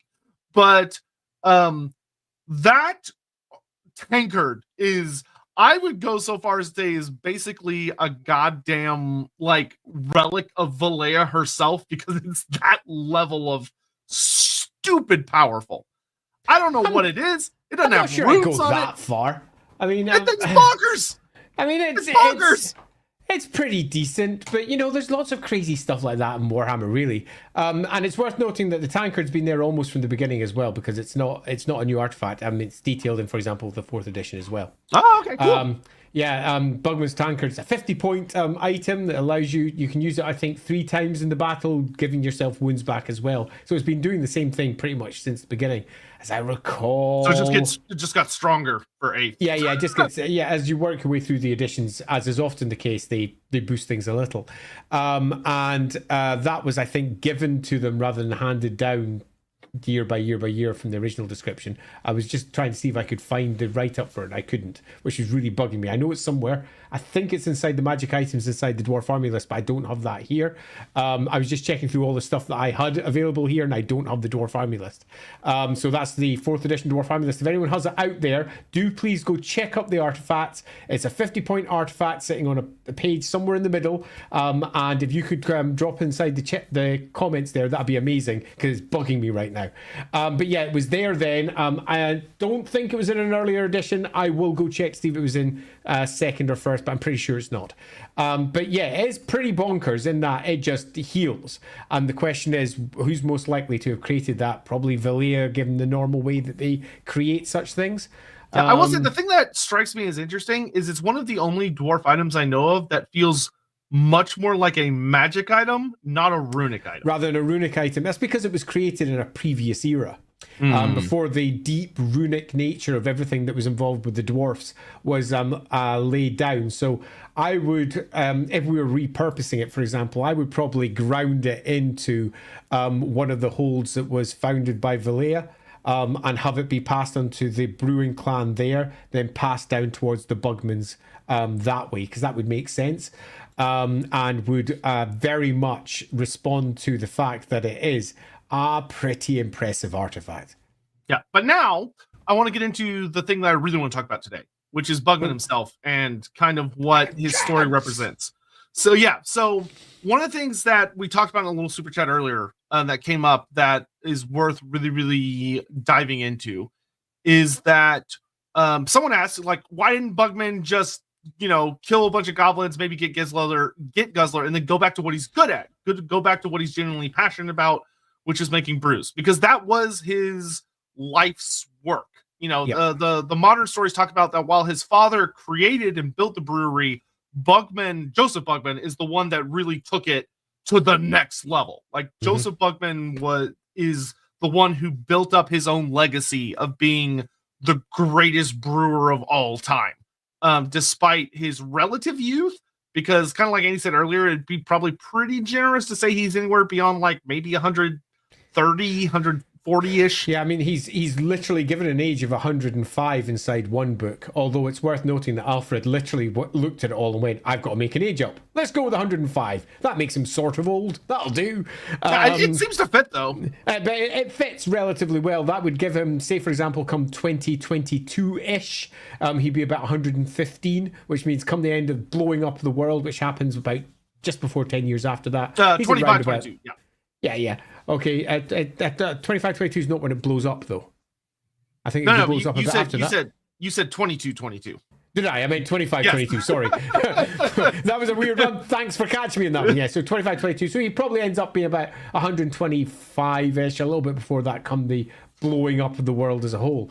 That seems fine, although given the descriptions you get in some places, you really do get the idea that he should be a proper Langtrommie. He should be an old dwarf with a long beard who has been fighting his war of vengeance, not just for decades, but maybe for a century or two. So there's parts of his story that feels like it should be far older, but it can't be, because we have a very clean story with Grom the Paunch being the inspiring point for the goblin that's looking to wipe out his brewery. That being the case, though, given he's a master brewer by that point already, he could already be 100, 120 by that point. There is no reason that he couldn't be 220, 250 come the end times. I do feel that there is probably space there, given especially that the only place that we have his age is in one source, and that was Alfred just pinning something down because he had to for the character. I would be quite happy if I was, for example, redoing the character today, go, yeah, no, that's not his age. That's maybe his age when he was, for example, taking his oath. So, one of the things that we should probably dial down to really get into, here we go. Thanks very much for that one. I am pulling it up here. Oh my god, that text is really, really tiny. Let's see. The dwarf master brewer Bugman attained this tankard when he traveled widely, selling his ale to kings. The tankard is a typically dwarf form, but imbues its contents with astounding properties of recuperation, as well as bringing out the fine qualities of the brew inside. That's interesting. So according to this, he picked it up while he was traveling. Yeah, totally. Yep, 3 times per battle, and you can heal 1 wound. Yeah. But it can only be used once per turn. Oh, interesting. Okay. Your opponent's wounds may not be increased beyond the drinker's normal level. That's actually a bit crap, because given how many wounds most of the dwarf characters have, because they're not wizards, they're sitting at like 2 normally, which means that you're only going to have 1 chance to use that, and that's if they lose 1 wound. Rubbish! Yeah, okay, so here's an interesting thing. So there's a segment in the roleplay game for Age of Sigmar about Bugman. It says the name Bugman traces its origins back countless centuries beyond the age of myth to the ancient world that was, to a renowned brewer named Josef Bugman. Bugman's beers were famous across long forgotten land, prized by beer connoisseurs as the pinnacle of brewcraft. The Bugman's Brew Guild Company makes beer from Bugman's ancient recipes and sells them throughout the Caradron Skyport and some select human cities. None of these is more sought after than the famous 6X Ale. People have paid small fortunes for a keg of the beer, and a shocking amount of Dwarden have died just trying to get a look at the recipe. Today, Jacob Bugmanson, the 9th, Jacob Bugmanson the 11th, who is the brewmaster general, carries on the name and tradition of Josef Bugman. Jacob is a powerfully built Dwarden with a luscious gray beard and a single piercing blue eye. Speaks bluntly and tells people precisely what he thinks of them. If Jacob doesn't like you, you'll know about it. When he's relaxing with a pint of ale and good company, he's loud and raucous, often the first one to begin songs and call out for... So interesting. So they're the Bugmansons as opposed to the Bugmans. That's an interesting choice. Sure. Yeah. Anyway, so actually, you know what? I'm going to grab the missing super chest we haven't done yet, and then we're going to talk about the destruction of the tavern and how that genuinely affected Bugman without looking at it as kind of the joke it almost feels like from a distance. So Panza, dwarves would presumably distill drinks like whiskey and bourbon, but would they make other distilled drinks? Where in the Warhammer world can I have my tequila or mezcal equivalent? Broadly, the dwarves are noted for their ale and beer et al. Brewing with a couple of others on top, and that's largely because of the ingredients that they have to hand. And they don't make your other tequila, mezcal, or indeed vodkas or anything else. Having said that, though, the dwarves do spread all the way through the mountains in a variety of places. So I'm sure you could make a couple of local variants if you wished, but ultimately they're much more interested in their beers and their brews. So where can you get those? In other places. Go to Estalia, Tilia, pop over to other parts of the world, go check with your elves, but not the dwarves. Yep. Charles CK, is the obsessive literalism of the dwarven oaths a corruption, or was it always like this even from the ancestor gods?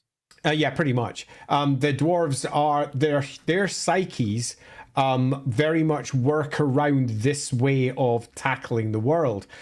They are using the word that we're using already, sort of obsessive, I suppose.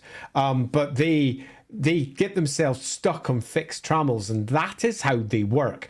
And you go right back up to Grimnir himself. He did exactly the same thing. He swore his oath. He became the first Slayer and never came back from that. And that's pretty much as far back as you can go with dwarfs.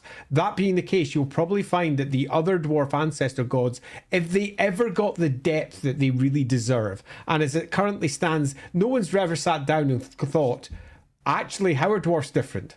Actually, how do these work? You'll probably find that each of the gods have got their own oaths wrapped up with them and who they are and what they represent, whether that's the oath of kingship, whether that's the oath of vengeance, whether that's a different oath on top of that, oath that Valea, for example, swore to protect and hold or holds carefully. Yeah, the oath of hold, the oath of like clan, a bunch of other stuff like that. And how do these represent and what do they mean? And it speaks to the dwarf character. And there's multiple examples in dwarven lore where once a dwarf swears an oath, they often not only get completely stuck in it, but won't die.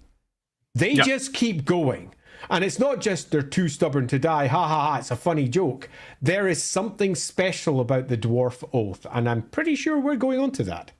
Yep. Ricky Chapman, we played a dwarf brewer from Zufbar who made a brew called Grimazul Grund in celebration of the death of a vampire who tried to siege the hold, the men of the Empire, and dwarfs drink it dry. Oh, that sounds very appropriate. Fun. That sounds utterly appropriate. As we mentioned right at the beginning of the introduction, Bugman, according to one version of the lore at least, literally created a new brew to celebrate the reformation of Bugman's Rangers, because Bugman's Rangers had gone around the world, done all sorts of crazy stuff, and the only one left alive was Bugman himself.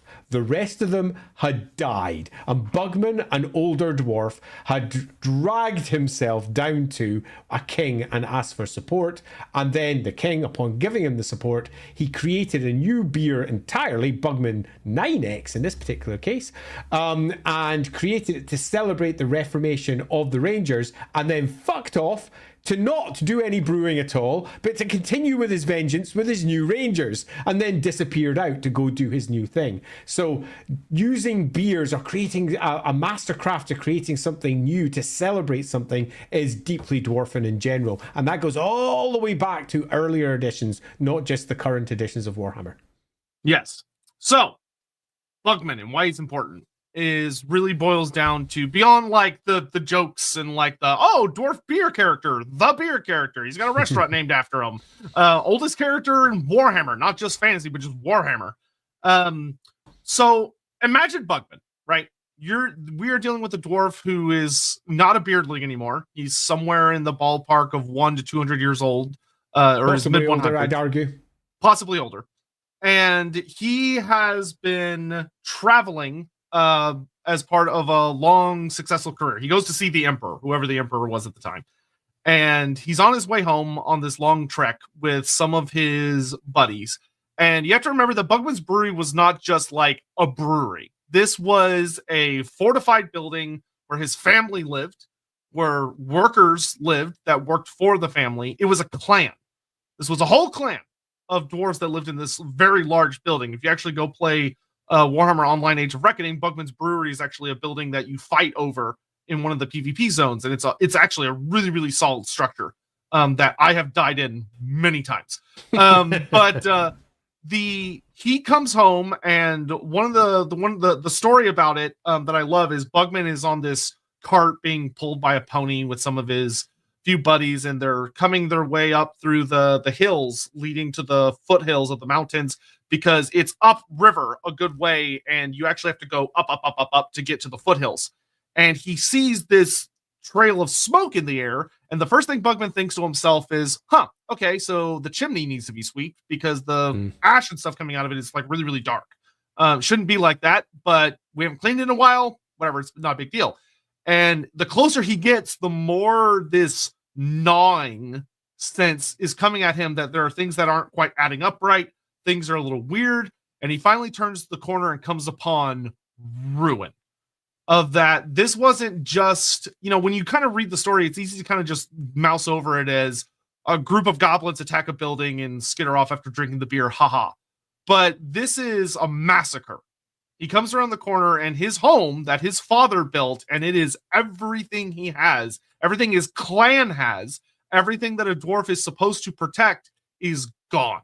It's burned, blackened. There are corpses all over the place of his family members, his friends. There are lots of dead goblins too, but clearly not enough dead goblins. And the desecration of the goblins was ultimate. Of that, goblins are horrible. They eat corpses, they maul them, and like do terrible things to the dead to in service of their humor. Instead of just looting the ale, a lot of the casks were just wasted, just shattered open for the sake of fun, which to a dwarf is like the worst kind of spoilage. Is it worse to have a goblin drink it or for it to just be thrown on the ground and desecrated? There's probably not an answer, but it's bad. And the horror of witnessing death, a lot of torture for the people that were captured. And not only that, but as Bugman is taking stock, realizing that not all the bodies are accounted for, there are people missing. Yeah. And realizing that the goblins have taken his family, though his father died. Zamundsen was killed or died before that, because Bugman takes over the brewery before then. But the rest of his it depends family, on the version of the story. It depends on the version of the story. Yeah. But his entire family is wiped out. The Bugman line that is his direct. So there are Bugmans that are like cousins and stuff. Cousins and the like. But his particular branch of the family, with the exception of him, is either completely exterminated or has been captured by greenskins. And you may note that this is very, very similar to the story of Gorfang Rothgut and what happened down at Katak Azul. It's a very similar story, except for this one was more total in its destruction. Where Karak Azul, Gorfang was able to kidnap some people. he tortured the king's son, but otherwise the hold was completely fine. You know, he had to run away before they discovered him. In this case, it was like the hold had been razed to the ground. There was nothing left. And Bugman literally is described as just getting so beyond the pale of what we could conceptually imagine as grief and rage that the only thing he can do is just scream out oaths of vengeance. Yeah, I think there's a story here that is worth making relatively clear, and in some respects I feel that the story that's presented in Age of Sigmar undermines it. And that's that we've got a dwarf who is so horrified by everything that has occurred that he swears an oath of such depth that he will never be coming back from it. This is not a man who's going, I am off to find my lost wife, my daughter, my son, my family member who has been taken. It very much suggests that any living family members that he had were killed and their bodies were staked up, sitting on towers of crap, as goblins do love creating, perhaps attached to a great shrine that they have built to Gork or Mork, sitting inside the brewery now. In some way, he is left distraught. Absolutely distraught, and he is left in a position where he could very easily swear a Slayer oath if he wished to do so. I think he is definitely there, but he goes further because a Slayer oath speaks to a complete loss from his perspective of his honor. He doesn't feel like his honor is lost. He didn't actually do anything wrong. You could argue he didn't protect those around him, but I think in his particular case, the opposite is the case. He doesn't want to just do the best that he can with what little is left of his life and try to give it as dearly as possible. He wants to kill every single fucking greenskin that there is. That's what he wants to do. He wants his vengeance. This is, in many respects, a different religious choice. One religious choice would be to follow in the footsteps of Grimnir and to swear the oaths of Grimnir. He doesn't. He swears oaths of vengeance. And he swears that he will bring down every single last one for what they have done to his work, to his masterwork, to his family, to his heart, to his soul. And he will never, ever be done.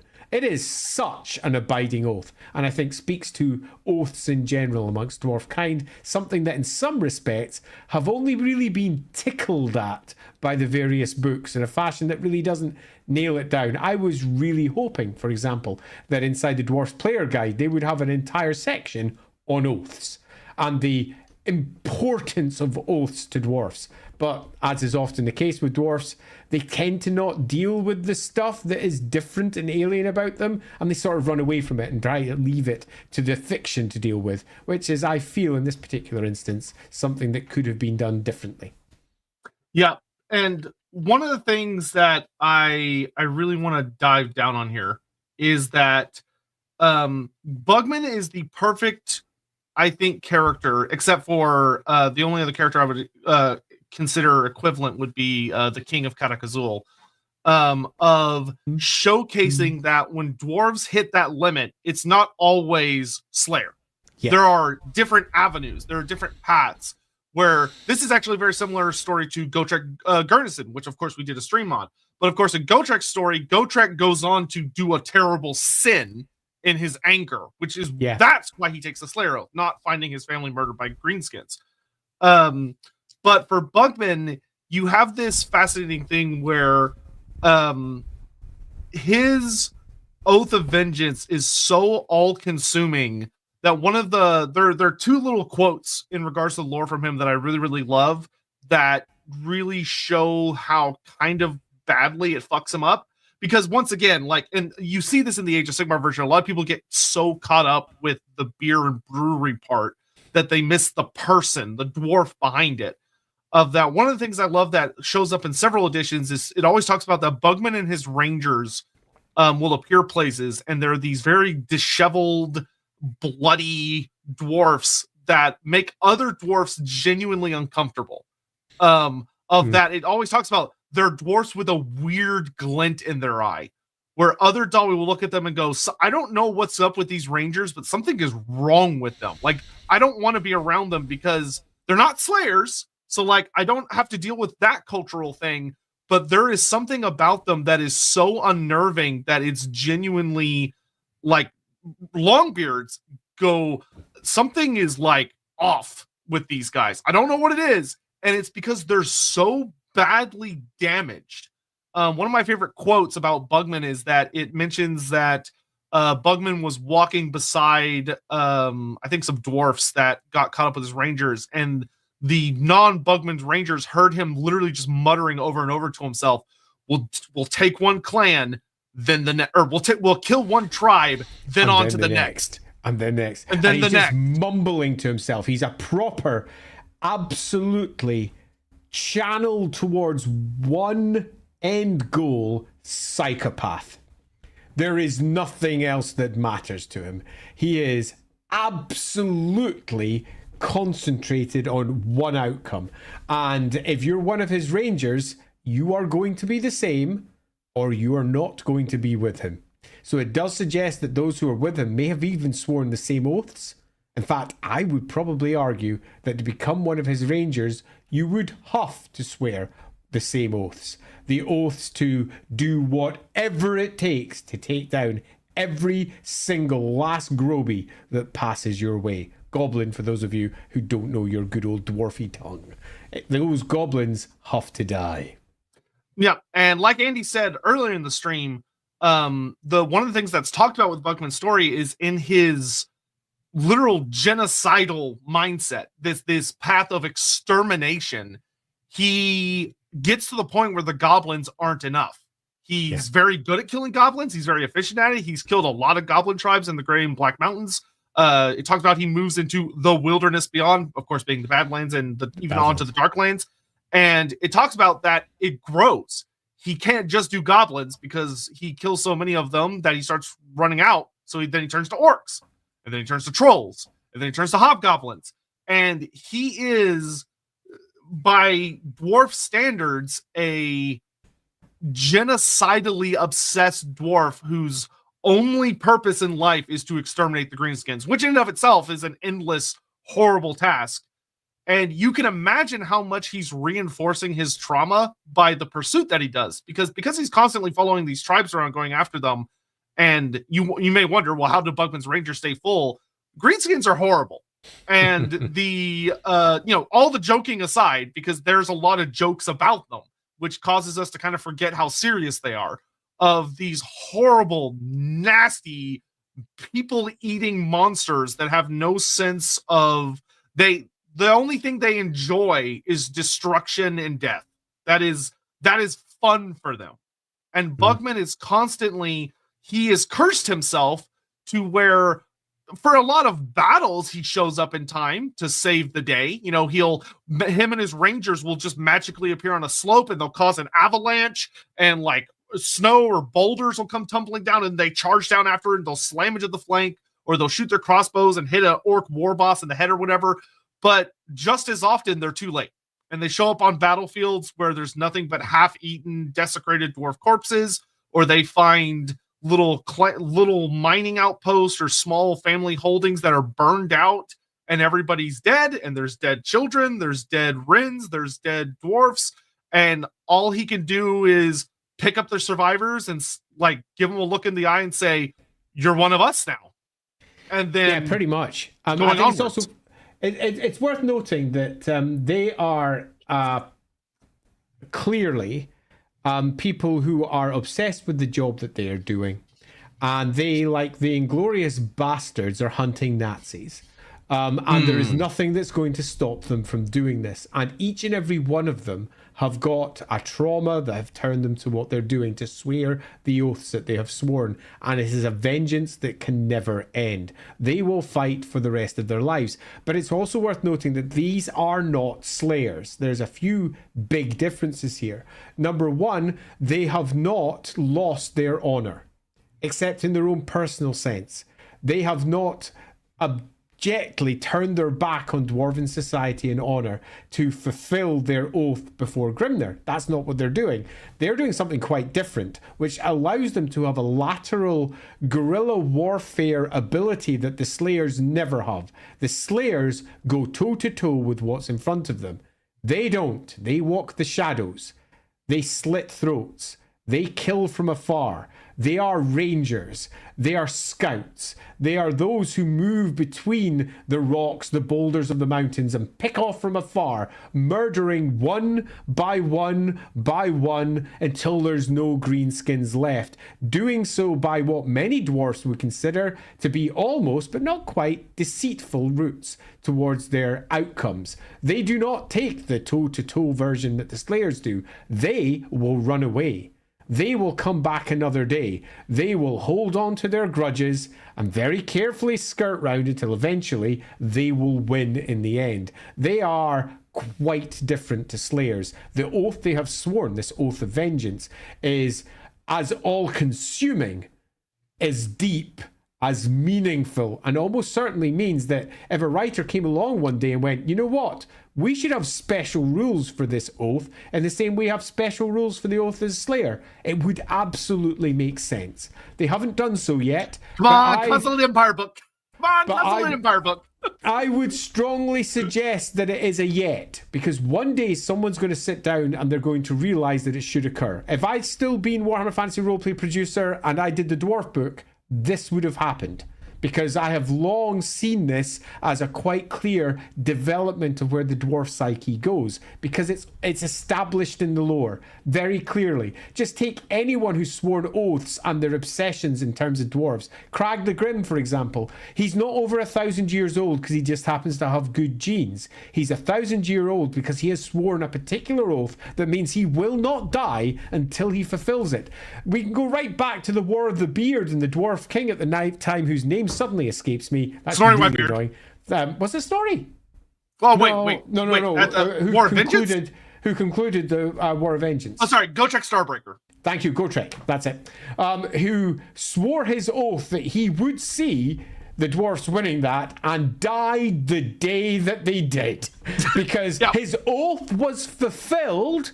And everything that had been building up came to an end and stopped. There's multiple examples of this inside dwarf lore. And basically we have the same here for Josef Bugman. Josef has sworn an oath. He will go on arguably forever until he is struck down in combat, facing presumably the greenskins that he so despises. Yep. We're going to dive into another thing here in a second, but I want to get caught up on Super Chats real quick. Theo Benara, can you carve or burn dwarf runes into flesh? You could. They wouldn't do anything. They wouldn't do much. Runes require something of strength to take them on. Magical runes, and if we're just talking normal dwarf runes, you can put them anywhere you want. You can tattoo them into something, it'd be fine. But if you're looking for something to hold magic, it needs to be able to hold and effectively contain that magic. Flesh is not enough for this, outside of some weird function that is yet to be described anywhere. I'm sure we could get a dwarf tattoo artist who could also pass runes down in some weaker form, almost certainly. I'm sure that could make a super fun career. We could build that and it would make sense within the world. But as it stands, the answer to this is not really. Yeah. We've got Christopher Clayton here. Have we talked about how there are carts of Zamnil Bugman's 6X in the old world? They are very good in game, by the way. I actually forgot about that, but that's a really, really cool fun fact. That's actually one of the new units I really like in the old world. The carts of Zamnil Bugman's 6X. Yeah, that's great. Cool. Yeah, it's great. I mean, there's nothing else to say other than that's great. It does contextualize how long Zamnil has been in the area, though. And because that would suggest that Zamnil holds and creates that brewery at least... probably what, 2250? No, earlier. Yeah, 2250 would do. At least then. Which that would reinforce our thing of Bugman probably being in like the 200 plus. Oh, age definitely. Range. I think the Bugman's age as presented in Warhammer Fantasy Roleplay 1 doesn't make proper sense with the character we have and also the new lore that we have being added. So Zamnil doing that And then Bugman taking over sometime around about the 2400s, somewhere around there. Then Grom sweeping through the brewery holding against Grom, because I think that in many respects speaks to why Git Guzzler wanted to take it down, because Grom passed through and didn't take it. Okay, and then it gets taken. Now, with different versions of the background, we have Zamnil dying either at the point when the brewery is taken down or previous, and I think if we go the most recent lore, Zamnil dies before, and Josef Bugman takes over. So that suggests that Josef Bugman has family inside that brewery when Git Guzzler comes in and completely ravages it. And I think that we are in a position where Josef could easily swear an oath of the Slayer. But he chooses a different route. He chooses a route where he will chase down the Greenskins. And I think that there's a reason for that, because they have got people that are his responsibility. If he took the Oath of the Slayer, he turns his back on Dwarf society. He chooses not to turn his back on that. He chooses to go after those that he has lost. The Oath of the Slayer is utterly inappropriate for him. The Oath of Vengeance, however, 100% on point. Yeah, but yeah, I actually like this development. Yeah, it's good. I think it's great.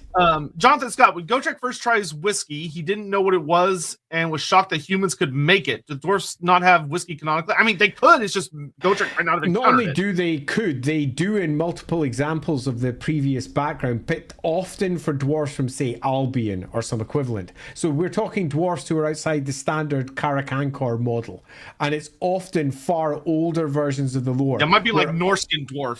Yeah, and that kind of thing, exactly. So we're talking dwarfs who are separated from the standard Karakankor. The Karakankor seems to be very focused upon a very ale-based society. But do they have forms of other alcohols? I think the answer has to be yes. You can't imagine that it's not, particularly because some of the background very much says that they have a host of other alcohols, particularly if you just go into a dwarf tavern in any particular comic or in any particular white dwarf. They've got tons of stuff. So the answer is yes, but whiskey per se, I think, has been very much separated out to Albion expressions of how it works. So Albion is where you get that from.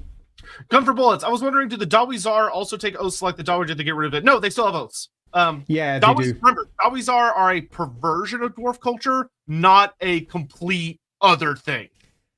And much of what would have originally been their oath-based culture has been replaced by religion as well concerning Hashut. So you could argue that they've got more. It's not just simply this core component of their psyche. That part of their psyche hasn't moved on, but they have more on top of that because they have divested much of what outsiders might dismiss as secularism in terms of their ancestor worship, and they have taken on other aspects indeed. Although if you go watch our Hashut stream, which I do recommend, it wasn't Hashut, was it? Was it Hashut? It was Zarnagrund. It was Zarnagarund. It wasn't Hashut. Go watch our Zarnagarund stream if you haven't done so already, because we come up with a pretty heretical view of what Hashut might be. But I think if you take that view on, then the Dawizar are just like the dwarves. Yep, and for good reason. And and just like a very quick, easy example, the Infernals is literally a Hashut perversion of the Slayer Oath. Straight. But we talked about that in that stream, so be sure to go check that out. Dick Banner, Gels did nothing wrong. Morathine is Dami Mommy. It can cause my spirit animal, and I will make the Lorebeards Lore Crimes collaboration happen. Sure. Also, please seek psychological help. Harsh, poor dank matter. Like Josef Bugman, you need help. Mr. Grumbler, so how genetic or cultural is the grudges and oaths of the dwarfs? What is the reason for it? So, I don't know if genetic. I don't know if that's exactly the term I would use. It is. It's a. How do I? Do you want to go? No, you go first. I'm still thinking of how I first. word it. Okay, so culturally, it's part of their entire makeup. It's how they work. Their grudges, their oaths. But that's because that mentally dwarves are different to humans. Now, we often use humans as the, let's say, baseline because we understand them. We know humans because we are human. And we understand how a human psyche works. And we also understand when a human psyche goes beyond the norm. Neurodivergence. Okay, people who think differently and approach the world differently. All dwarves are, in comparison or by human standards, neurodivergent. All of them. Every single last one. But their baseline is what we would consider to be neurodivergent. The same is for halflings, the same is for elves, the same is for all the species. They are different. And the baseline for dwarves is what we would consider to be deeply obsessive, deeply concerned about the finest minutiae of detail. And that regards both the social way of approaching the world and also the quite literal manifestations of how they work with their skills, how they create things. They get really obsessed over the details. They are craftsmen, and that speaks to their obsessive natures. And when it goes wrong, they get hurt. And that hurt, that damage, that psychic damage, is dealt with through their oaths and through attempting to replicate their ancestors who, as far as they're concerned, did it right, did it better. They are deeply traditional people, and they look back to their ancestors for help, for an understanding of how to approach the world. And when they are broken and they realize that they can't continue on, they look outwards and they see that others before them have also been broken, and this is what they did to deal with it. And they do the same. And they replicate what their ancestors did. They are very much ancestor worshippers. And it's not just a matter of they go to a shrine and they worship their ancestors. They replicate them in their work. They look at the works of their grandfathers, their great-grandfathers, their grandmothers, their great-grandmothers, and they attempt to be as good as them, to be something that they would look down on with pride. And when that pride is broken, they have to do something, and it is built into their culture to attempt to fix it. And the way they generally fix it is either, if it's too much, swearing oaths; if it's not too much, dealing with their grudges and fixing it step by step by step so they can then move on.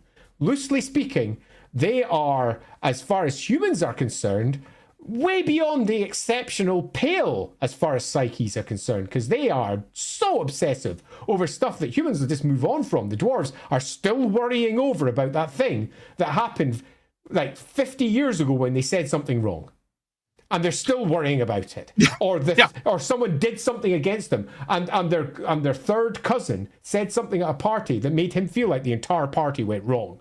And he's still holding a grudge in his heart about that thing, and it needs to be resolved. But the other important thing about dwarves that's different to humans is that when it's resolved, they move on. When they score off that grudge, it is culturally important for them to then move on from that grudge. And some grudges can never be properly resolved. So, loosely speaking, your answer here is it genetic? Not sort of really, but it kind of is built into their psyche and the way that dwarves think. But it is absolutely cultural because of the way dwarves think. Yeah, I would agree and say that in that sense, you could argue that it's how they cope with how they are genetically, how they're built, how they approach the world, and the way that they were shaped by the old ones, if you want to look at it that way, or the way that chaos has affected them after they were shaped by the old ones. It's how they deal with things. In the sense that a lot of humans use various methods to deal with the real world. You won't be the first anything like that. Yeah. The easiest way I'll put it is, one of the things that Warhammer has done exceptionally well with the dwarfs, in my opinion, is despite the fact that sometimes they are very over the top, there are a lot of them that when you really just start to describe them, it's not unusual to see a person in the audience go, oh no. Oh no! Yeah, totally. I mean, dwarves are just a different baseline psychology, which to humans would be seen as neurodivergent, which means that some people are going to be relatively similar to dwarves, because in humanity, our neurodivergence goes in a host of different directions. I mean, I'm pretty neurodivergent myself, so yeah. Yeah. Godzilla, thank you for the super chat. Are there any stories of humans being saved by dwarfs and in return they swore an oath to help the dwarfs till death? Yep, happens more than you think.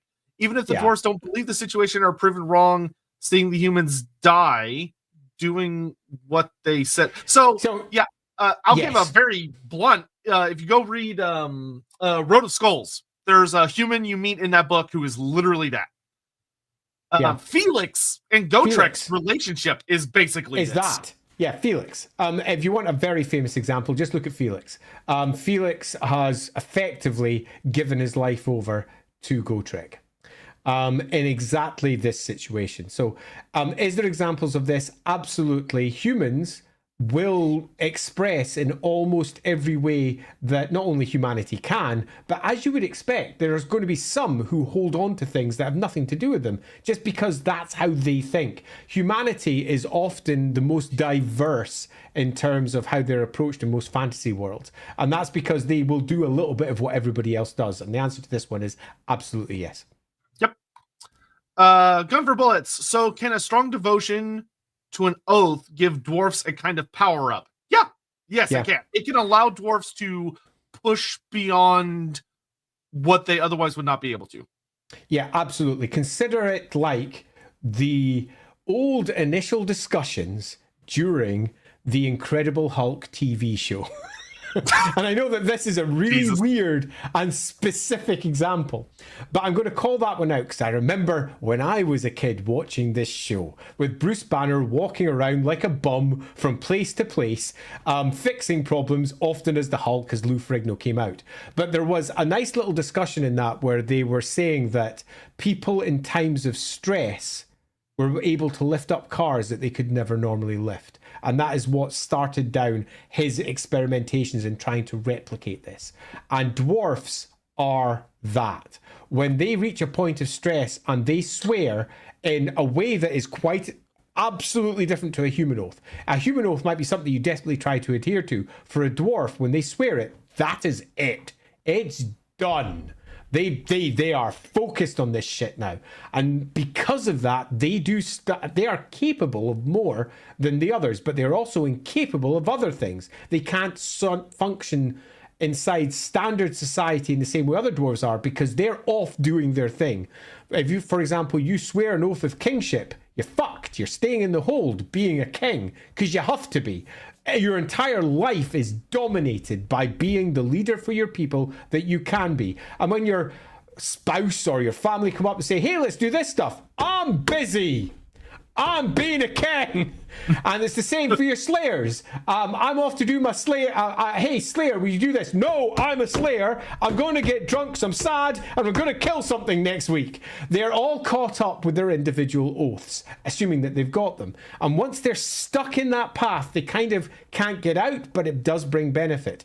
And we have examples of this directly in the rules of the game. If you take a look at slayers, for example, slayers get special rules for killing shit. And that's because they're so dedicated to killing shit. In a similar fashion, Josef Bugman quite clearly should have special rules for never backing down from a fucking goblin. In the same way that, for example, the slayers have immunity to psychology because nothing scares them. Their oaths power them in a way that is quite simply beyond what humans can ever manage or manifest by doing the same things.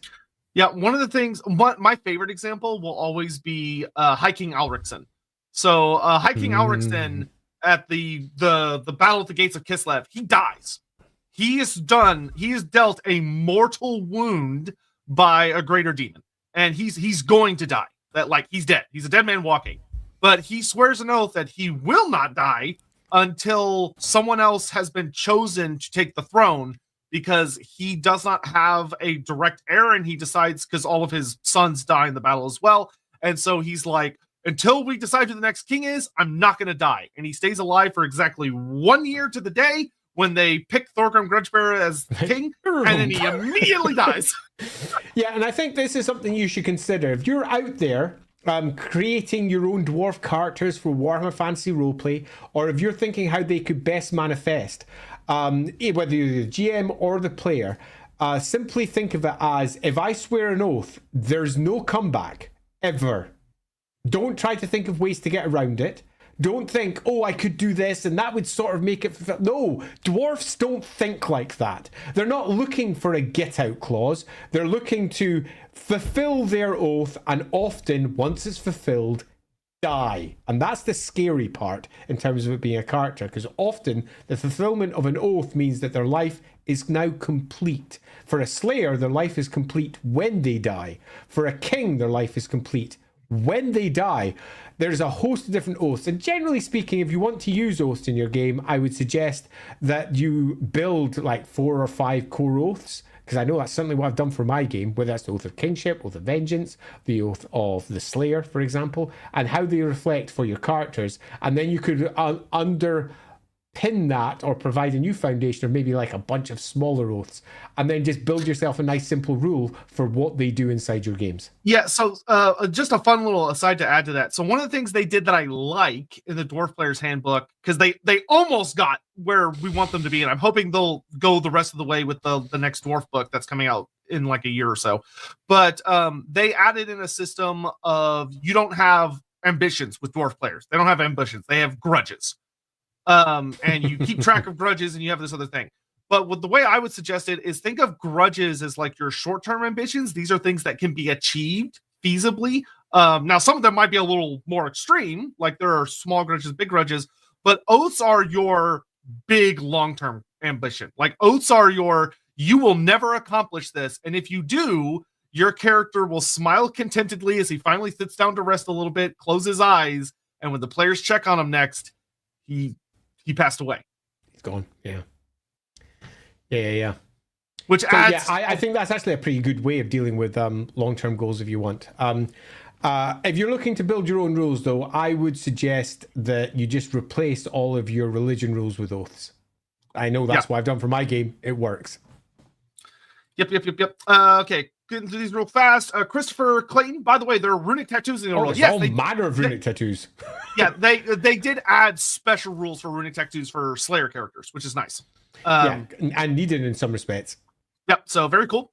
What do they call? There's a joke in D&D about magic tattoo, mattoos. Everybody hates that word.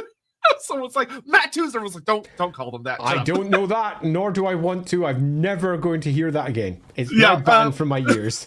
Only artist. Would it be possible to see rune golems or the constructs in Total War? Anything's possible in Total War. Anything.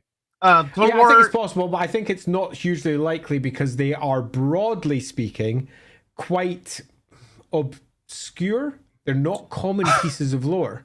I'll put it this way. If they're going to do one more DLC, probably. But that's because they're very heavily desired by the community and there's some material supporting them. And we're scraping the bottom of barrels. We're really scraping barrels at this point.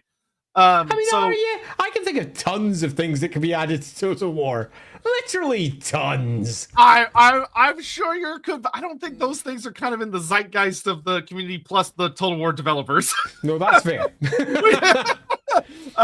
I don't know if they're easily Googleable. Well, as we've said before, the wikis in Google are absolutely lacking on tons of stuff. I agree. But like the Runic Guardian artwork from the first edition book is so famous. Like that big golem with the axe hands and everything. It's such a cool piece. Plus, it shows up in the Wolfrep starter set as well. Runic Guardian shows up in that, though there's something off about it. I won't say more. Theo Bonara, could a dwarf ever give up an oath? No. Yeah, this is a classic human way of viewing a dwarf oath. It's not that they can't, it's that they won't. They just won't. To do so is utterly alien to them. It's just not how they think. It's not how they do things. And I want to give you a clean example of this so that we can go, okay, so it's sort of like that, I suppose. That seems extreme. And yeah, it kind of is. So can they give up an oath? I'm going to start by saying the only way that they could would be if they were properly, as far as dwarves are concerned, completely psychotic, completely outside of dwarven society, completely unlike another dwarf. So let's then flip that round and compare that to humans. Where do we do it? So let's be just really grim. Could a human ever wantonly kill children? The answer is, well, yes, they could, but they don't. We don't have humans. I mean, I can't think of a single example inside the city I'm in where that's occurred within the last 100 years, where you just wantonly kill children. It's not what happens. And in the same way, dwarfs don't break oaths. because it is so alien to them. We don't kill children because that's alien to us. And that's a loose way of trying to imagine it. Think of something that is alien to you personally, and then go, would I not do that? Other people might, but I won't. And that's loosely a good area that you can go for your dwarfs and their oaths. Yeah, and I would say that there have been dwarfs that do, and they become slayers. Yeah. Because that's the only recourse left. Yeah, you'll find it occasionally does occur, but not often on an oath. Oaths are quite different to their day-to-day expression. So, for example, if you've got someone who is doing their best for their family, they're doing really hard, and they're desperately trying, they do something relatively dishonorable. Many would say, oh, well, you've kind of broken your promises to your family. Yeah, but it's not an oath. An oath is something that's fundamental to the dwarf character. When you swear something of such weight, you kind of never come back. Yeah, and this is where I would say, and once again, go check out our stream on the two of them. This is what Gotrek did, and why Gotrek is so fucked up. He is so badly damaged. And that's part of that's why it's important that we have those characters, because yeah, absolutely. Yeah, characters in novels, characters in your roleplay games are the exceptions. They are the crazy folk. They're the ones on the extreme. And they're the ones that tell the interesting stories. So the answer to this is no. But you will find that someone will write a character about it. Someone will write a story that dives into what occurs when you do. Because that's interesting and it speaks to things that are different to the norm. And that's good. But the general answer, Theo, is no. I need someone to make a GIF of being Andy doing the well, no, but actually yes. It just saying like that's just Lorebeards in a nutshell. Every week, don't we? We're like, that will never happen except it happens 9 times out of 10. Yeah. 10,000 ants. Do orcs ever try to emulate rangers? Not widely, but or commandos. Yeah. Would it theoretically be a thing? Absolutely. Yeah. So 1,000 ants. The answer to this is yes, actually. But it's not in any of the books currently in any realistic sense. But emulating rangers or being something similar to them, orcs are some of the most adaptable, and greenskins in general, not orcs, but greenskins in general, are some of the most adaptable and unexpectedly capable species on the planet. And I will give you an example from Josef Bugman's own background. So in Josef Bugman's background, Josef tears away from his brewery to head off north to give the Emperor some special brew. And when he comes back on a big steam, I think it's a steamship with a big paddle wheel, he's making his way back down. He gets attacked by goblin pirates. And these goblin pirates are proper goblin pirates that make you go, arr. Now, they have not established this as a core component of their society because goblin pirates are a thing. It's because goblins ape, much like orcs do, ape many of the things that are around them frequently, particularly if it's capable. So would they emulate? Yes. And it won't happen until you get an individual situation where someone says, in this case, we've got orc rangers, and they work just like death commandos from 40k or some equivalent, where they're moving around like SES troopers, because that just happens to be how they're expressing in this instance. But broadly speaking, the bigger picture is no. Individuals, I think it would be impossible that there isn't some example of it somewhere. Yep. Warrington Crescent, ambushes, avoiding direct combat, traps, range compared to their more normal, hard armored and hitty kin. Sounds like Rangers learned how to fight like proper gobbos. I mean, that's harsh, Warrington. Don't say that where they can hear you. Don't let Joseph hear you say that. Holy Artists, are there oaths where Dawies don't die? Like, I know to be the best grandpa ever, they live to... Well, yeah, it's not nothing quite so facetious as that. But Craig the Grim has been going for well over 1,000 years. He is stupid old for dwarf standards. Yeah, because the oath that he has sworn is pretty much impossible to fulfill, which is to learn absolutely everything about runes, every single rune that could possibly exist ever, et al. He is never going to stop unless somebody literally bashes him in the head and he falls down dead. So the answer is yes, although, as Sotek mentioned, that is a bit frivolous. And dwarfs don't swear oaths for frivolous reasons. They swear oaths because they're almost incapable of doing anything else. And once they've sworn that oath, their life is forever stuck in that direction. It's stuck. Yeah, it's also worth noting that, to be very clear, dwarfs deeply understand how much gravitas there is behind an oath. Dwarves do not, you don't be like, oh, dwarf, give me your oath on this, and dwarf will be like, oh yeah, sure. Like, dwarves are, if you like bring up those kinds of language, like, give me your oath on this, they will sit and think for a bit very, very carefully, and many will probably just outright say no, of that, I'm not going to do something so, because a human will throw around that term very lightly. And a dwarf will say, you do not understand what you are asking of me. I cannot do that. Yeah, and I think it's worth saying that if you go looking through all the stories, you will find many examples of a dwarf who swears an oath to someone else. And we often view that in very human terms. We're like, okay, you're sworn to do it. But when the dwarf has sworn to do that, that means that dwarf will see it through. And if they don't, they owe for the rest of their life. That's it. That their life is gone. They now owe the person they have failed forever. Swearing an oath is not a small thing. Now, it may be an oath about a small thing, and sometimes dwarves will do that. And if that fails, their life as they know it has come to an end. It's also worth noting that when you're swearing an oath, you also have to balance it off against oaths you've already sworn. If you, for example, have sworn the oath of kingship to your hold, you can't swear that you will definitely do certain things, because if you do, it may contradict the oath of kingship that you have sworn. It's one of the reasons why the good old Slayer King is in all the trouble that he's in, because he's got two conflicting oaths going on all the time. The oath of kingship standing off against the oath of the Slayer, and they're not compatible at all. And that causes him enormous heartache, enormous trouble. He is a tragic figure, and poor old Ungrim Ironfist does not have it easy, nor does his entire family as it passes down. Watch our Slayer stream. So, loosely speaking on this one, are there oaths with dwarves don't die? Yes, loads of them. Do they swear oaths for frivolous reasons? Never. But to a human, it may appear frivolous. And that's something that's worth noting, because they might say, for example, I swear that I will ensure that you will be safe within this hold. A human might just go, oh, well, that's just the sort of thing you do for, inviting me in. No, now he's sworn it. You will be safe. That's it. And he will make sure that you are safe. And if it turns out that you're not, he owes you a life debt. That's how deep oaths are. Yep. Watchdog, what are your thoughts on the new brewer career?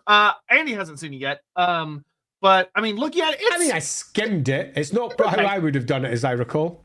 Yeah, it's not particularly crazy, or like bonkers, but it's see, right. I can't recall if it's added, but if you're doing a brewer career, it requires a one-page set of rules for creating beers that provide benefits to your stats. Does it do that? No. They added a new talent. Then my answer is that the brewer career is underpowered. It should be something like an engineer career, where you get a bunch of engineering rules to create your own artifacts. A brewer career should give you rules for creating your own brews, which do things like providing you extra wounds if you drink it, providing you with courage, good old Marienburger courage should you take a swig, providing you with food if you happen to be a dwarf, meaning you don't need to eat provisions for however many weeks that you do it. There should be a bunch of rules for that. If there isn't rules for that, my thoughts are that there is a big patchy hole that should be filled by the rules as they currently stand. Yeah, that would have been nice, and if I was GMing, I would definitely add it. Yeah, they added a new special rule where dwarfs can get a talent that gives them stat buffs from drinking like dwarf brews, but it's not part of like a brewing system. So they took a bit of too much of a shortcut on that, in my opinion. Fair enough. Tanner Jordan, sorry this is off topic, but how much money would it take to influence a Wednesday for you to go over the fan project for Koresh? I mean, horrified and excited. Yeah, I need to speak with the guys behind it, because if we were going to do it, I want to have them here to chat about it instead of us just like guessing at like why they made certain kinds of decisions and stuff like that. But it's something it's on my to-do list. I want 2025 to have some pretty fun guests, come onto the show, because 2024 we kind of just enjoyed doing it just us, the two of us, which And it has was been fun. great. Awesome. Yeah. But I'm gonna look to try, especially for Wednesday nights, try and occasionally have on some like special guests. And on that, and in response to what Tanner was suggesting there, if you're sitting out there going, oh, I really wish you'd speak to such and such, or alternatively, if you know someone that you think would be a super cool guest for us to be discussing stuff with, reach out to them.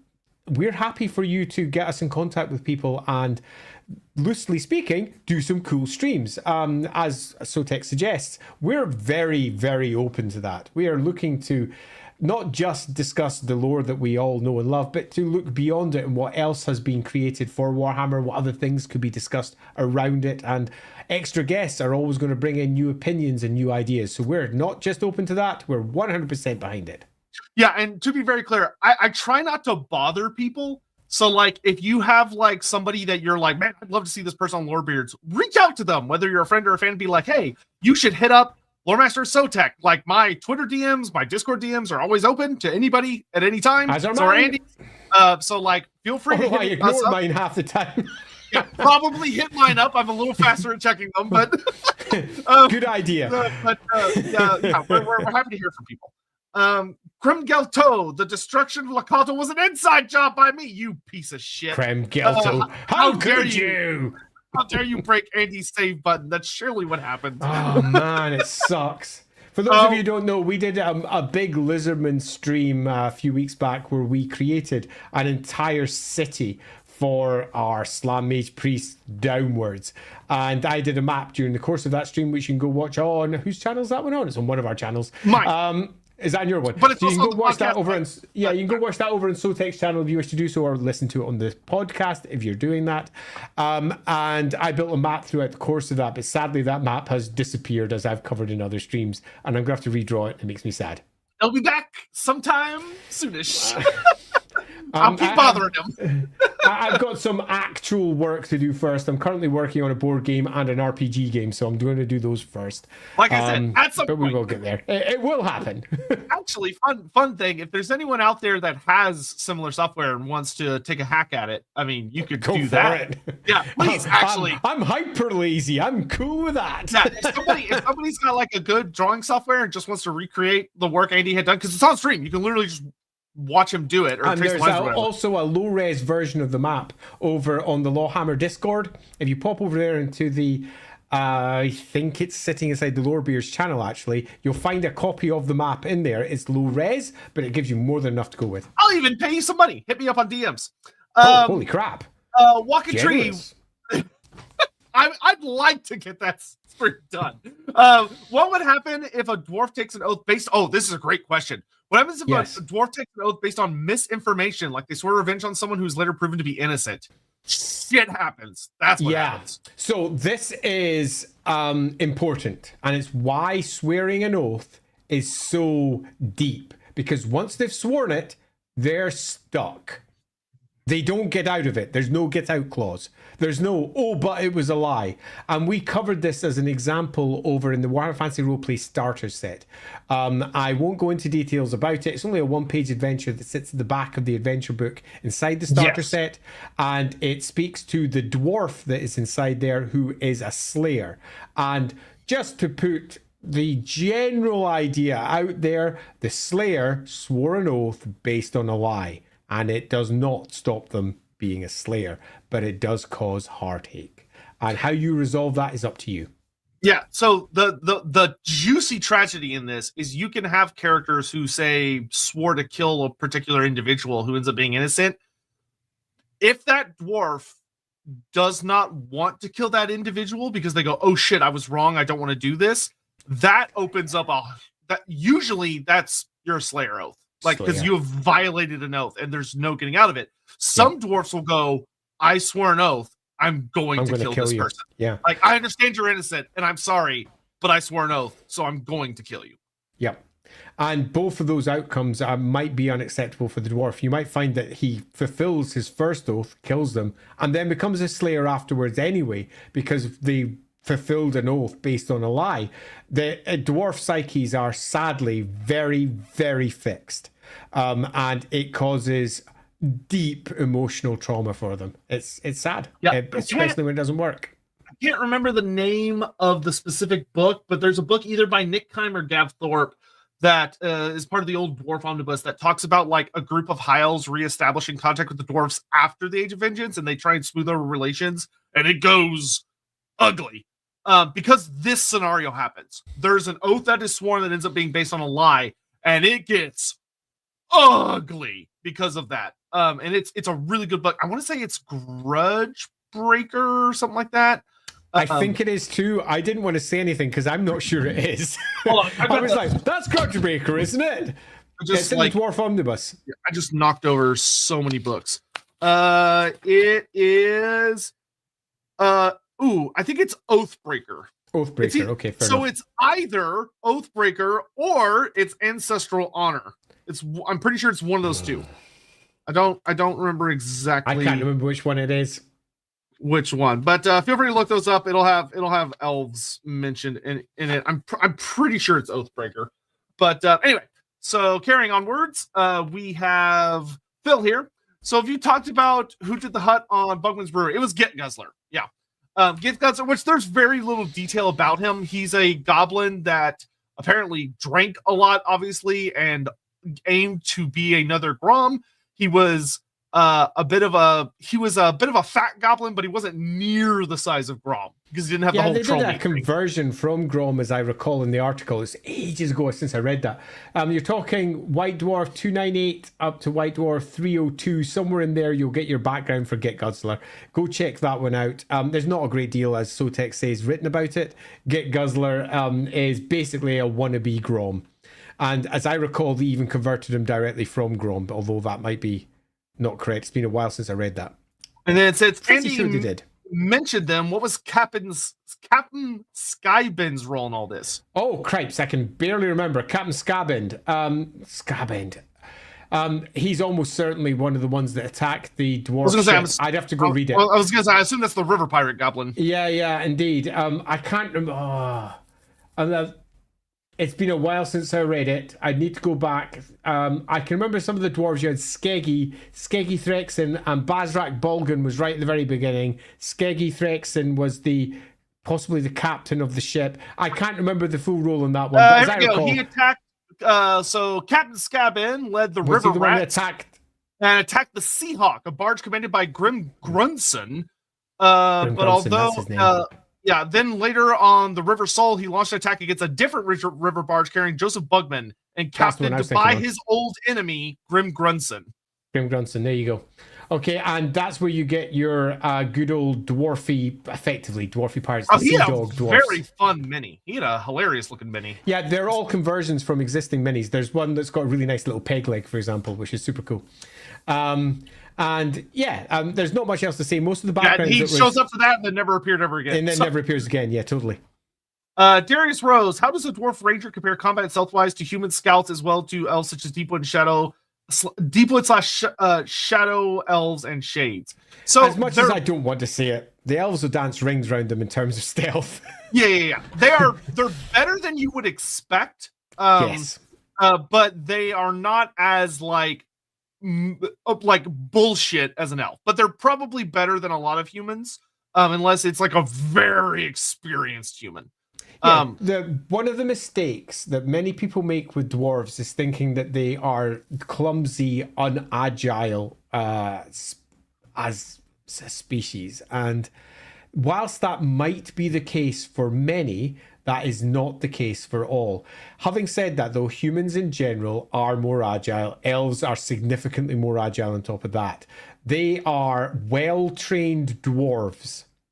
And that means that they are better than your basic elf and your standard human. But the peak elf scout will be miles ahead of what the dwarf rangers are. Having said that, though, on top of that, the dwarf rangers will still surprise and occasionally even make an elf go, well, I didn't expect that dwarf to be there. But do try to keep everybody grounded in their own individual areas, because sometimes some writers will go, I'm going to make them all better than everything else, as you get power creep moving in. They're good guys at what they do, but they're not better than what you'd expect from peaks from the other species. Yeah, I would say the thing that sets Dwarf Rangers apart in a really fun way is that they use very aggressive tactics for scouts, and that they're really big on like causing rockfalls, avalanches, redirecting monsters into hordes, stuff like that. They have some pretty fascinating strategies because they're very aggressive. They're not just like, oh, I'm going to get eyes on this and report back to my boss. A lot of the time, they are taking a lot of action themselves.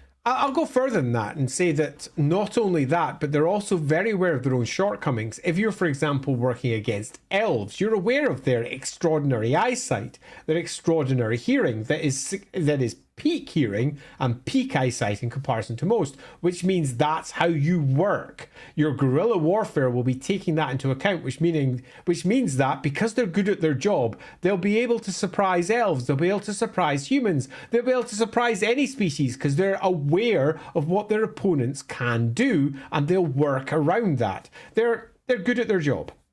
Yeah. Holy Artist, would human traders specify to Dawi that something is a human oath or a Dawi oath? I think the dwarfs would probably, realistically, a dwarf would probably correct the human's use of language. I would think of like a dwarf trader being like, I can like make a guarantee in the delivery of this contract, but let's not use the term oath here. But I'm curious what your thoughts are on that, because I could see that being something that gets brought up of a human being like, hey, I need like a promise in the form of this deal that we're making that you're going to do XYZ and I'll do ABC. Of a dwarf being like, well, that's kind of a hefty ask. Yeah, dwarves are quite literal as a species. They don't really do metaphor. They understand metaphor. Metaphor can be used in a host of ways, but they don't do metaphor. They're what we consider to be standard idiomatic use of a language, dwarves tend to avoid. They state things as they are. And when a human trader, for example, comes to them and makes a request, the dwarf will take it almost certainly at face value. Now, human traders worth their salt will be aware that if they make demands of a dwarf, the dwarf will probably see it through. And if they make the wrong sort of demands, they're going to get into trouble because the dwarf's going to expect them to be doing the same things in turn. And they're going to get angry when it doesn't go right. To a degree, we covered this when we were working our way through the Looks Could Kill adventure, where we've got ourselves a dwarf who expected humans to act like dwarfs when they were dealing in business. And that's when they gave their word, they expected it to be seen through. It fails, the dwarf loses almost everything, and it causes problems that are the instigating moments for the adventure at hand. And eventually that dwarf, come the end of the adventure, swears a slayer oath because it goes so out of control. So I think that when humans are dealing with dwarfs, as long as both are experienced, they'll be aware of the shortcomings of the other species and their inability to deal with certain types of business. But if you're dealing with a dwarf that's only used to dealing with dwarfs, or a human that's only used to dealing with humans, we're going to have problems. Yeah, and that being said, there are some dwarves that are like, they're used to dealing with humans, so they have a much fuzzier line when it comes to certain things. Like, oh yeah, I made a promise, but I made a promise to a human, so it's kind of in many respects as well, it'll be, I think it'll be more, I'm not promising that. Yeah, there are also some dwarves. Yeah, there are also dwarves that are of the roguish pursuit. That are liars, to put it very bluntly. Like if you in the Uberschreck starter set, there's a really nasty group of dwarves you can run into. I'm not gonna say who they are for spoiler reasons, but you could easily go through Uberschreck thinking all the dwarves are the best, most trustworthy guys. But there's one particular group that will fuck you over so hard because they prey on that. They're like, oh yeah, we're dwarfs, wink. But even they have a level of truthfulness to them. Absolutely. Where the contracts they use the fine print trick, but they write it in Kazalid, so people don't realize. Yeah, they don't realize it's fine print, and they can't read it. And the dwarves are like, "Oh, don't worry about it. It's fine. we're dwarves. We wouldn't do anything duplicitous." Yeah, absolutely. Try not to think of all of these species as monoliths, because they're not. There's always examples that sit on the periphery. And when, for example, I was in a position where I was asking people to create this stuff, I was always conscientious of the fact that we had a stereotype and the norm for a species, and we were looking at showing how that norm could express in different ways. And Sotek gives one example of how that norm can express, because not all dwarves are entirely above board. But they should be, but they're not all. Yeah. Necromancer Cobalt, what do you think dwarf ale and Bugman's specific taste like? Like, what flavor and aroma notes do you think dwarfs prefer? I don't know, probably something earthy you would guess in a lot of cases.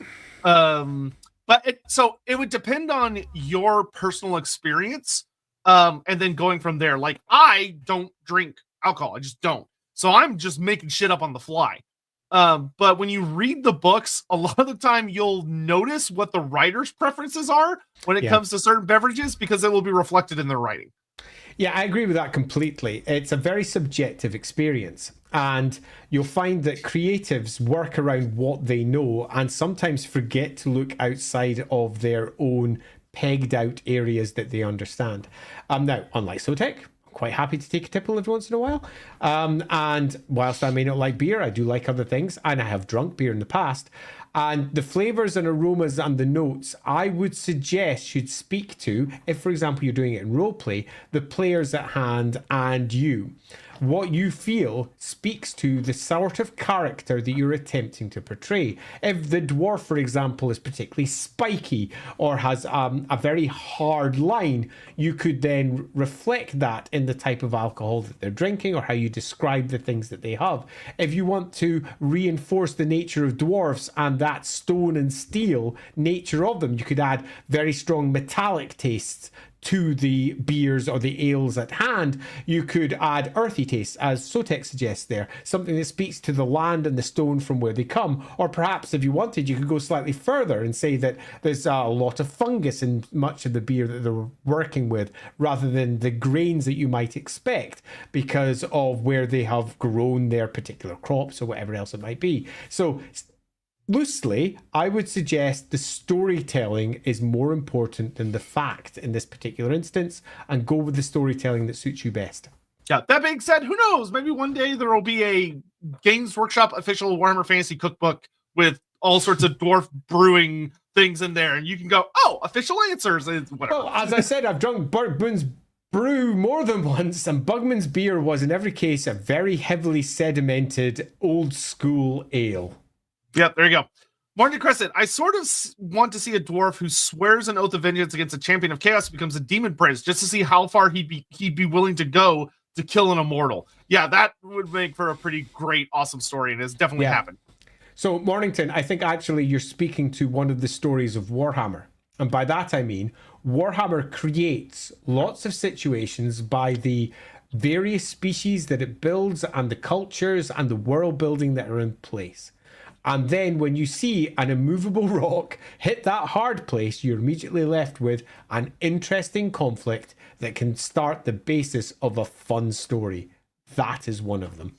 I mean, hell, just to expand on that further, a really fun wolf rip idea for a character could be someone who's a direct descendant, like 10 generations down from a father or a mother that swore this oath. So it's been passed down through the generations to kill some immortal demon. And so he's like, I don't even know what this thing is. I've heard about it. I've been told about it all my life. I know I have to destroy it. I don't know how. I don't even know what it looks like. But I know I'm supposed to get it somehow. And that's something that like hangs over them of like, I don't want to pass this down to my kids. I got to find a way to resolve this. To the firstborn each time. Yeah. And also it's worth noting that as much as we often talk about dwarves passing down to the firstborn, most dwarfs don't have kids. Yeah, a lot don't. Get that into your mind. A number of females to male in terms of ratio for dwarfs is really low. So you find that most male dwarfs never have kids, ever. Meaning that passing it down onto a son or a daughter is actually exceedingly rare. And that in and of itself, if you've sworn an oath, may empower you to go, I need to have children to ensure that my oath can be fulfilled, which in and of itself creates some interesting stories. You're always looking for core conflicts. From a human perspective, that is such a fucked up reason to have a kid. Like, oh, I gotta make sure this oath gets resolved, better have kids.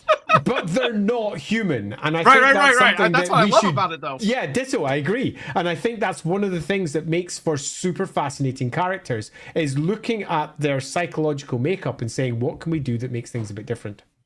Super fun. Watchdog 3079. Is there any mention of Bugman in the War of Vengeance? Not that I recall. His clan would have existed, because the Dragonback mines were already established by that point.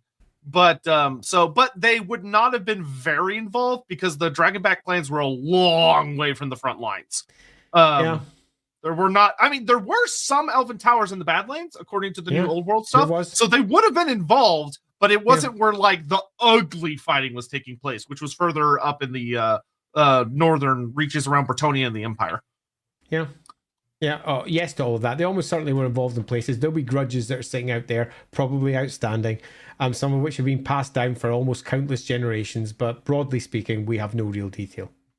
Necromancer Kobold, I just looked up the model. What came first, the Pirate Goblin in Fantasy or the Red Gobbo in 40K? Pirate Goblin. Yep. There you go. So, the last thing I really wanted to talk about when it came to Bugman's Oath for today, because I do think it's really interesting, something to dial in on, is we've talked about how they're not slayers, but this Oath of Vengeance carries such a heavy weight. And one of the things that I find really, really interesting that you see a lot in the descriptions of Bugman's Rangers is that Bugman's Rangers, despite the fact they're not slayers and they're regular dwarfs, which means that, so the thing about slayers that we've talked about back in our Slayer stream is that when you become a slayer, you're essentially dead for legal purposes. Many of these dwarf slayers will give up their clan name and won't ever really bring it up unless like they absolutely have to. And they, for all intents and purposes, they've been removed from that aspect of dwarf society.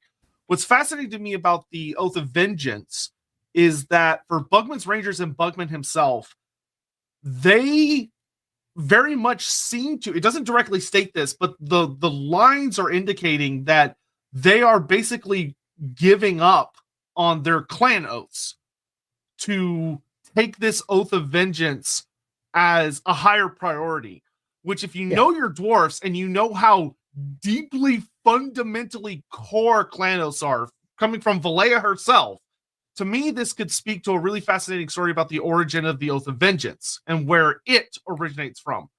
Of that, it is such a high priority oath that it in some ways causes a violation of other oaths that many dwarfs would say. Slayer. Yeah, which I think goes a long way to it. The thing that's fascinating is that when you see with Bugman's Rangers, they're the only ones that do not have, you would expect them to almost be like a unit of Bretonian knights, where you have like all these different dwarfs with all these different clans with clan symbols and stuff, but they don't. The identity as Rangers of Vengeance consumes in an almost really upsetting, grim way, just completely consumes their identity and leaves everything else behind. Of imagining that you have a clan, you hear word that there's a survivor of your family from a terrible attack, and you go, oh, thank God, so-and-so survived. Let's get them over here, and meeting them and realizing that they've taken this oath and legally, in a legal specific sense, they are still alive. They still have all the rights and the holdings and everything else. But as far as they personally are concerned, they're dead to your family, which is a fascinating dichotomy, I think, compared to like slayers that are legally dead and could actually add in some really interesting issues of like in a roleplay scenario, if you have a ranger character that you're one of like if you take the Oath of Vengeance, you have family members who are hell bent on getting you back. And you are hell bent on not going back.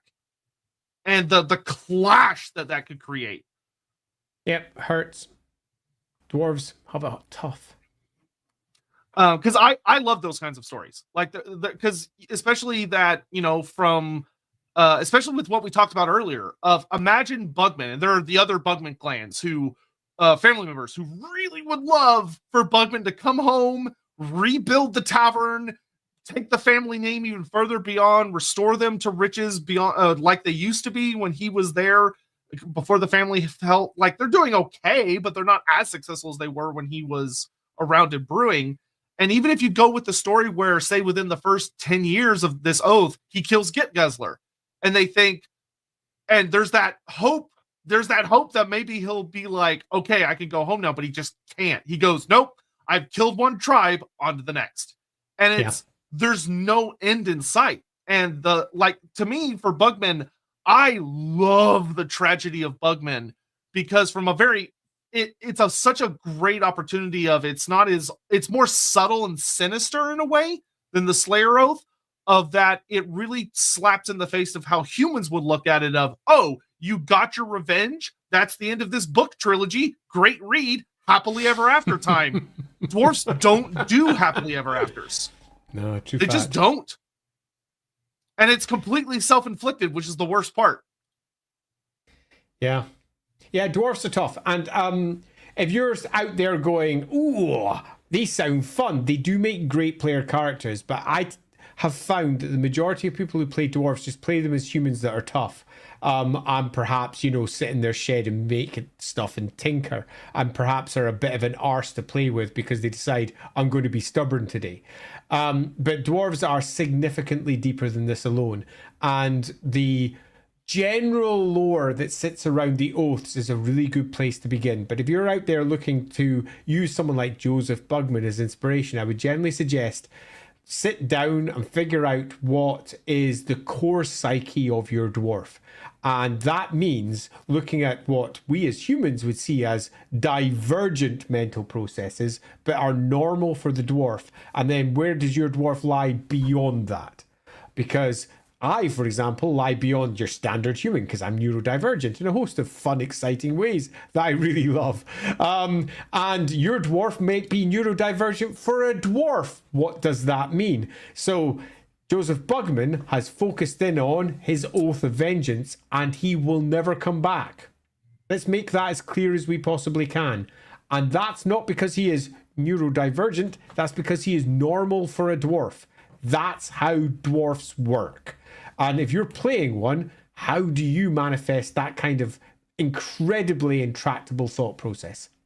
Good for Bullets asks, so do you think the Oath of Vengeance could become a cult like the Cult of Grimnir? So I would say, in my opinion, it would probably be part of the Cult of Grimnir. I would suggest it isn't, because really? I would suggest it's almost certainly one of the other ancestor gods, and it's just never been written. Yeah, because I can easily imagine that one of the first Oaths of Vengeance could have been against the dragons, or for example. Of that. In fact, I think what we have here is a gap in the dwarfs, which is explaining how their cultural norms and their oaths are grounded in not just their psychology, but their mysticism and their religion, and how they express themselves. And we already have some significant depth added to the Oath of the Slayer because of the war game. And the war game focuses on slayers. And the roleplay game should have picked up that particular ball and run with it. But the people who've written the roleplay game have yet to do so. All they've done is gone, well, there's slayers, because there's loads of slayer stuff, and not really gone any further. I would suggest that almost certainly, if you were to write it up as cleanly as you could, there would be a god and a deep story, one of the ancestors' gods, and the Oath of Vengeance that they swore that the dwarves now replicate. You know who I would do for this? Absolutely wrapped up in that. You know who I would do for this one? Is I would do the Oath of Vengeance being Morgrim, and being that the development of those war machines being part of that first Oath of Vengeance against the dragons, creating these horrifying weapons of war instead of creating like beautiful arcs of mastery and all this stuff, creating these terrible death-dealing war engines to kill dragons. Yeah, I think all of that would definitely work. But in any event, we got a couple more super chats. Yeah, you do. Yeah. I'm just noticing you missed a couple there. Yes, yeah. Holy Artist. So Joseph Bugman's like Batman with an army of Robins. That is a way, I suppose, you could look very murderous Robins. Yes.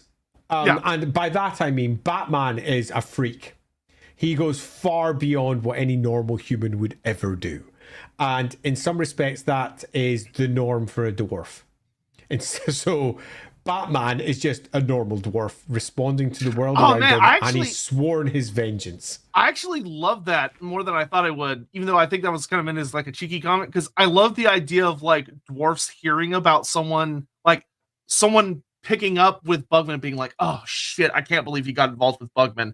Like his brews are so beloved, but hearing that someone in your family or one of your friends or something has got caught up in Bugman's madness and being like, God damn it. Like like seeing how scary Bugman would be. Having said that, though, to do that means that something has happened to that individual dwarf that made it a necessity. True, but I almost wonder if there would be like, you could imagine like older dwarfs around younger dwarfs being like, "Don't go after Bugman." Like, seeing him on a battlefield, be like, "Stay away from him." You realize if you swear this oath, you're never coming back. You won't ever be me, ever. You'll never become a Longbeard like I am. You'll never become respectable in your community because you're going to be out there night by night, living in horror, cold, wet, damp, chasing down the impossible for the rest of your life because you're swearing an oath that can never be fulfilled and you will never stop. It is a loss to the clan. Yeah, it's like instead of building your trade here, instead of building up your horde, building up the clan's wealth and all this stuff, you're wasting your life. Oh man, there could be some really, that would be such a fun story because it's so different than that, because the Slayer Oath is such a, you're done, like you're just done. But the Oath of Vengeance has that fascinating wiggle room of, you could just imagine the heated arguments between like a dwarf and their kin about it, which would be so fascinating to me. Tyrant, who okay, so this is a little unrelated, but that's fine. Who would be good loreful multiplayer duos in Total War that have actually campaigned / workily together, like Tamarkon and Thrazoth, the Ashen, or Greasus and Zalming? Just very quick ones off the top of my head. Elspeth von Draken you could do with Karl Franz or Gelt pretty easily. Katerin with Karl Franz, they had a thing where they helped each other a couple times. Just trying to run through some quick races in my head. The Changeling with literally anybody, I think, is technically fair. Fun things like Mazda Mundi you can actually do with some of the High Elves to represent some older times. Dark Elf characters can actually team up with a surprising amount of allies. Same thing for Manfred. Archon the Black and Kalita teamed up once. More people than you think will, kind of shack up together depending on circumstances, because things get complicated in the world. Bloodclaw Bob, how would other dwarfs react to a dwarf fulfilling a long-term / passed down oath? Like, would it be a fairly big time oath? Like a fairly big time oath. Love the show, guys. Keep on rocking. It would depend, I think, a little bit. So it depends on the oath, obviously, but this is a day of clan celebration. Because something has been fulfilled. Now, obviously, I think an easy way for us to imagine this is, say, the Book of Grudges. The Book of Grudges is basically a ton of oaths where they have sworn to resolve in a fashion that feels like they have equaled the wrong done to them in the past. And as each of these oaths is fulfilled, it's generally damn fucking right it is. But every once in a while, there'll be something that's big. And that's worthy of celebration by the hold, by the clan, by the family, by whatever it may be. Now, if we're looking at a long-term passed down oath that has been fulfilled, depending upon the oath, it will range from, thank goodness that is over, let's just all go to bed now, to proper all-hold celebrations that this has finally come to an end and their honour is upheld. Because ultimately, all of their oaths all boil down to one thing, and that's their personal honour. That's their own personal view of themselves and how others view them in turn. And being able to do something that makes everybody go, you did the right thing, is ultimately very important to a dwarf. So if it's something that's on the more, I don't want to say light-hearted, but most certainly on the more celebratory side, then yes, a celebration will follow. But if it's something grim, if it's something dark, if it's something that has plagued the line for a long time, it might be nothing more than a release and perhaps even prayers and thanks to your ancestors for finally being able to resolve this very important, let's say, oath. One of the things that I think that you would see happen that would be really cool to do in a roleplay campaign is that if a big oath like that got fulfilled, you would probably see the gathering of relevant parties. So whether it's just the clan or a hold, and then a Longbeard coming out and like telling the story of when it happened, like bringing out the archives, bringing out the big books and being like, this is when it happened, and detailing every step that's led up to this moment. It would probably last for a really long time, depending on the size of the oath. Might be days. And then it would probably be kind of melancholy, and then there would probably be a giant fuck you drink party with music and everything at the end, depending on the appropriate mood. Yeah, I completely agree. We are dealing with the sagas of the dwarves, and the dwarves do love their sagas, their big long tales, and discussing how the past influences the present, because they are always looking back. They're a traditional species. And harking back to Josef Bugman, we're not just looking at an individual who has his own oaths of vengeance, but he also has his own saga. Depending on the version we go with, as I said earlier, in 2nd edition, he was literally one of the most storied dwarves of his generation because of the enormous amount that he had done through the course of his life, right down to just simple things like the Great Battle of Hangover Hill, so called because his entire dwarf ranger component were pissed out of their skulls, utterly drunk, and got ambushed by goblins, and not only twatted them in turn and killed them all, completely roundly destroyed them, then hunted them down to their own lairs, and that became part of the saga of Josef Bugman. And dwarf sagas and the repetition of what they've done before so that the next generation can learn from it and celebrate it is a core component of dwarf psyche. So in this exact circumstance, there would be, I think as Sotek very eloquently puts, long recitations from lore masters and those who understand the past of how they got into the position they were in, what they did to resolve it, and why it's now resolved, which is an important component of it, because finally they can move on. Yeah, it'd actually probably be a very interesting and in some ways horrible thing to go through as a human, because you'd be sitting there for hours listening to this dwarf talk, and every once in a while the dwarves in the room would just go, "Hey!" or they'd grumble about something angrily, and you're just stuck there trying not to be rude for days. It's almost like an episode of Lorebeards. Yeah, basically. When are we getting to the point?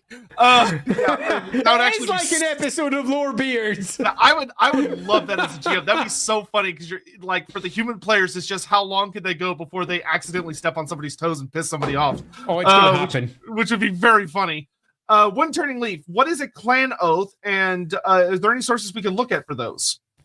So a full-on clan oath?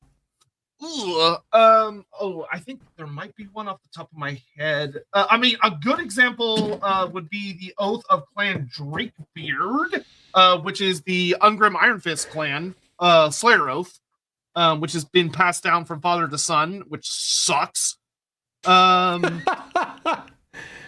god, I want to say the Norgrimling clan has a notable oath about reclaiming Carrick Eight Peaks from the Skaven, and the clan Norgrimling is depressing. It is a very depressing clan. And a lot of these, I think, could very easily be translated into, if we're looking to categorize the dwarfs into a host of separate oaths that have religious significance, a lot of those could just be simple oaths of vengeance. Yeah. That the clan itself has to see through. Yeah, but you might also run into clans that have oaths about like maintaining like certain, like an oath of craftsmanship and such. Absolutely. Like the Krogbrow clan and their extremely obsessive relationship with engineering and like pushing the envelope when it comes to nautical and aircraft, which drives other engineers fucking crazy. But they're not going to stop. Yeah. So it would just depend on the nature of the clan. But vengeance would be like the most easy to showcase and understand. But there are others that might have like an oath of secrecy, where there's something that the clan keeps to themselves. Like actually a good example of, once again, if you go read, I think it's the Grudgebreaker storyline, there's, I don't want to get too much into specifics, but there is an oath of secrecy among one of the clans because there is a descendant of theirs who's still alive that's mutated, that was born a mutant, and the dwarfs keep him alive, but that clan is sworn to the highest form of secrecy as an oath to like care for them, but never let anyone know. And it's a very important core component of that story, which is really tragic. Andres, I run a Wolfram campaign on one PC as potential to be a Grail Knight. How to deal with it? Good luck. Okay, so yeah, Right, so first, becoming a Grail Knight is not a short process. This is not something that typically happens over the course of, say, 5 months or 6 months. This is normally something that forms part of an enormous and engaging quest, which needs to often have a point. As in, they achieve something, and thus the lady responds and provides the chalice from which the Grail Knight will be supping. So how would I deal with that? First, I would build a story that both speaks to the faith of the knight at hand, that faith being expressed, and some deed being done, and that deed in turn either being rewarded or recognized or something similar by the lady, and how she then in turn moves towards the Grail Knight. Now, how to deal with the Grail Knight being a Grail Knight in turn, that's big stuff and is not currently covered by the rules. Knights of the Grail for Warhammer Fantasy Roleplay 2nd Edition pretty much dodged this bullet and decided that they wouldn't deal with it with any proper rules. So you don't have anything beyond the fantasy battle game itself, and it got stuck at 6th edition. So in many respects, you can literally make anything up and you would probably still be closer to the truth. Yeah, there's one thing I do want to add, which is I think one of the most important things that you see in like the really well-written Bretonnia books is dread. Make it very dreadful, because there's a lot of fear with the Grail, which is known that if you sup from the Grail and you are not completely pure of spirit, it will kill you instantly. Dead. Yeah, like you're instantly dead. So a lot of Grail Knights have horrible nightmares and anxiety about the Grail because they're constantly wondering, am I pure? Am I equal to it? And I would potentially look at your PC and I would start asking those questions so that they can then look and go, am I even worthy of this? And if they're not, don't hold back. Yeah, that's the real thing, is that you as the GM also need to be like, if you're going to realistically be like, I'm going to give someone the chance to drink from the Grail, A, make sure they have a fate point. Goodness. And I'm going to mute for a moment. Someone clearly agrees. Yeah, so that being the case, the question you need to answer is, are they worthy of being Captain America? And I know that's a very Marvel way of approaching this, but Captain America is something that is beyond just a state of mind. Captain America, in terms of how he's presented, is almost perfect in terms of doing the right thing. And if your Grail Knight is not, they won't become one. So that's where I would definitely be starting. But in terms of actual rules, you need to build your own Captain America rules. Yeah, and I would say if they're not scared, if they're not terrified of drinking the Grail, then you know. Yeah, your PC should absolutely be uncertain about what they're doing. And if they're not uncertain, then I would suggest that you need to do some more work to ensure that they are uncertain. Yeah. How? Right, I know. How dare someone walk in front of our house? I know. Peter, how does Bugman feel having Rangers follow him on the oath? Ooh, would he feel guilt about it? Or is he so driven by his own oath he doesn't think about it? I think it would depend on his day-to-day, but I'm sure there would be guilt sometimes. Yeah, dwarves are deep and complex people, and sometimes he will be 100% behind everything he's doing, so trammeled is his thoughts. But other days, he will be sitting waxing melancholy at what he has done to these people who are now around him, who are all following him unto death. And that death will weigh heavily upon his soul. Other days, though, it just won't. And they absolutely are with him because they believe in what he's doing and what they're doing. They are all working towards that same goal. So it's one of those things that I think would vacillate. At some points be very strong, at other points be less so. Andres asked, does Bugman like oaths pass on to one's progeny? Often, it would depend on the nature of the oath specifically. Yeah, I think it would depend on the nature of the oath as well. But I do think that... I think that given the story as we have it, he would expect that if he had any, that they would. Now, obviously, given Age of Sigmar, it would suggest that he's have progeny. I would probably suggest that the proper way of handling that is that he doesn't know. Yeah, I would agree. Yeah, I would say he didn't know. And that if you really wanted to grip it tightly, you would say that he dies in some fashion before progeny are aware. Progeny become aware of the legacy that they have, and they carry on his purpose and carry his items and carry his stuff, and over the course of time it gets lost as the millennia pass by. Cameo, speaking of Batman, I see some parallels between Eltharion and Josef. Would be an interesting team up. They would get along, I think, better than most elves and dwarves, but they would be grim company. I would not want to be. They would be grim. I mean, Eltharion is literally the grim. Yeah. They would be two of that would be the most unpleasant room to be in. Even if you are sympathetic to both of them, they would not be fun to be around. Yeah, I agree. Walking Tree, sorry for the big ass, but could you give a rundown of the dwarves' view on the other factions? I can give a super, very brief one. I can't imagine them hating the Bretonians, who also take their oaths very seriously, or lizards who escape them more than anything. So, okay, in a very realistic, from the lore perspective, the dwarves don't know about every race in the Warhammer world. Like, the lizardmen are a fairly mysterious thing dwarves don't really know about, and don't care about. It's not really relevant to them. But Bretonia, Empire, Kislev generally seem pretty favorably. In fact, something that I was slightly better. Empire, allies. Bretonia, tolerated. Wood elves, fuck them. High elves, they're the fucking worst. Dark elves, they're just elves. Lizardmen, what the fuck? What else do we have? Cathay, yeah, they're over there. Dark, Chaos dwarves, fuck them. Chaos, fuck them. Anyone else? Beastmen, fuck them. Beastmen, fuck them. Greenskins, fuck them. Skaven, fuck them. Fuck them. Yeah, so broadly speaking, the dwarves stand on their own hill and require absolutely no one else. But because of Sigmar and the fact that his entire realm carries the burden of the oaths and expectations of Sigmar, the Empire is given this special dispensation as being, broadly speaking, allies. Other than that, the rest of them can probably get to fuck. Yeah. Ogres can be a little... They're not reliable, but they can be useful from time to time. Yeah, quite. Yeah, Tomb Kings is usually a fuck 'em. Vampires... Get the ends. Yeah, nope. Vampires are a big fuck 'em. Yeah, totally. Yeah, they don't get along with a lot of people. No, they don't. They're very stubborn people who very much stick with what they know. Andres, I meant that Grey Knights are OP. That's a problem. Yes, they are. And, it is, which is why I would be very keen to ensure that anything they get is absolutely secured fairly, because if it is, they're no longer OP because they would not use their powers outside of the right place to use their powers, which means that it no longer matters.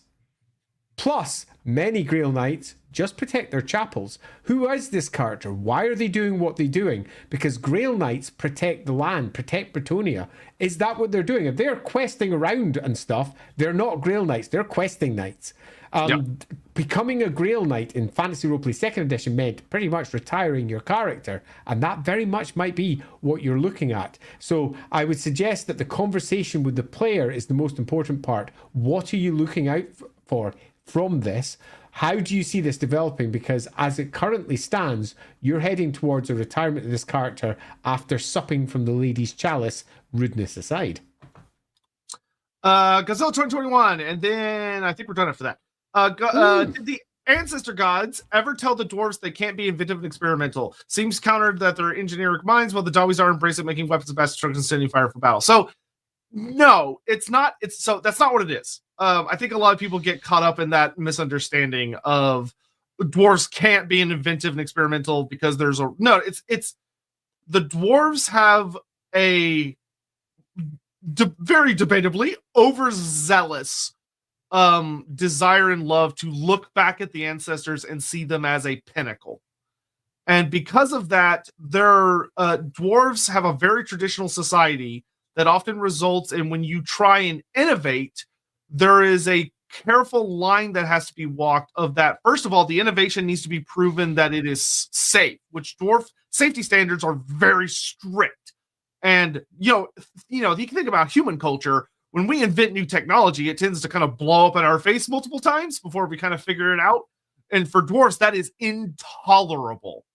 It blew up in your face? Well, then clearly it's too dangerous. What the hell were you thinking? Why do you think you're better than the ancestor? Why are you better than our traditions? We've been working just fine using with what we have. Why do you need to do something different? And there are times where a dwarf will say, I have figured out a better method. I have proven it is safe over the course of 200 plus years. and I have perfected my method, and all the dwarves look at it and go, well, okay, maybe, okay. Sometimes they discover something the ancestor did a really long time ago, and they just forgot about it. And they rediscover it and go, oh, damn, this is really powerful. This is really notable, and the ancestor said it works. Great, so it works. But for me personally, I blame a lot of this on the battle game writing, which would often kind of give the dwarfs like a myriad of war machines and then do a really shit job of explaining how dwarfs do anything. And it led to this really confusing thing where it's like, well, why don't the dwarfs use pikes and spears? And the realistic answer is that Games Workshop looked at it and went, well, we don't like our dwarfs with pikes and spears, so they're not going to have pikes and spears. Yeah.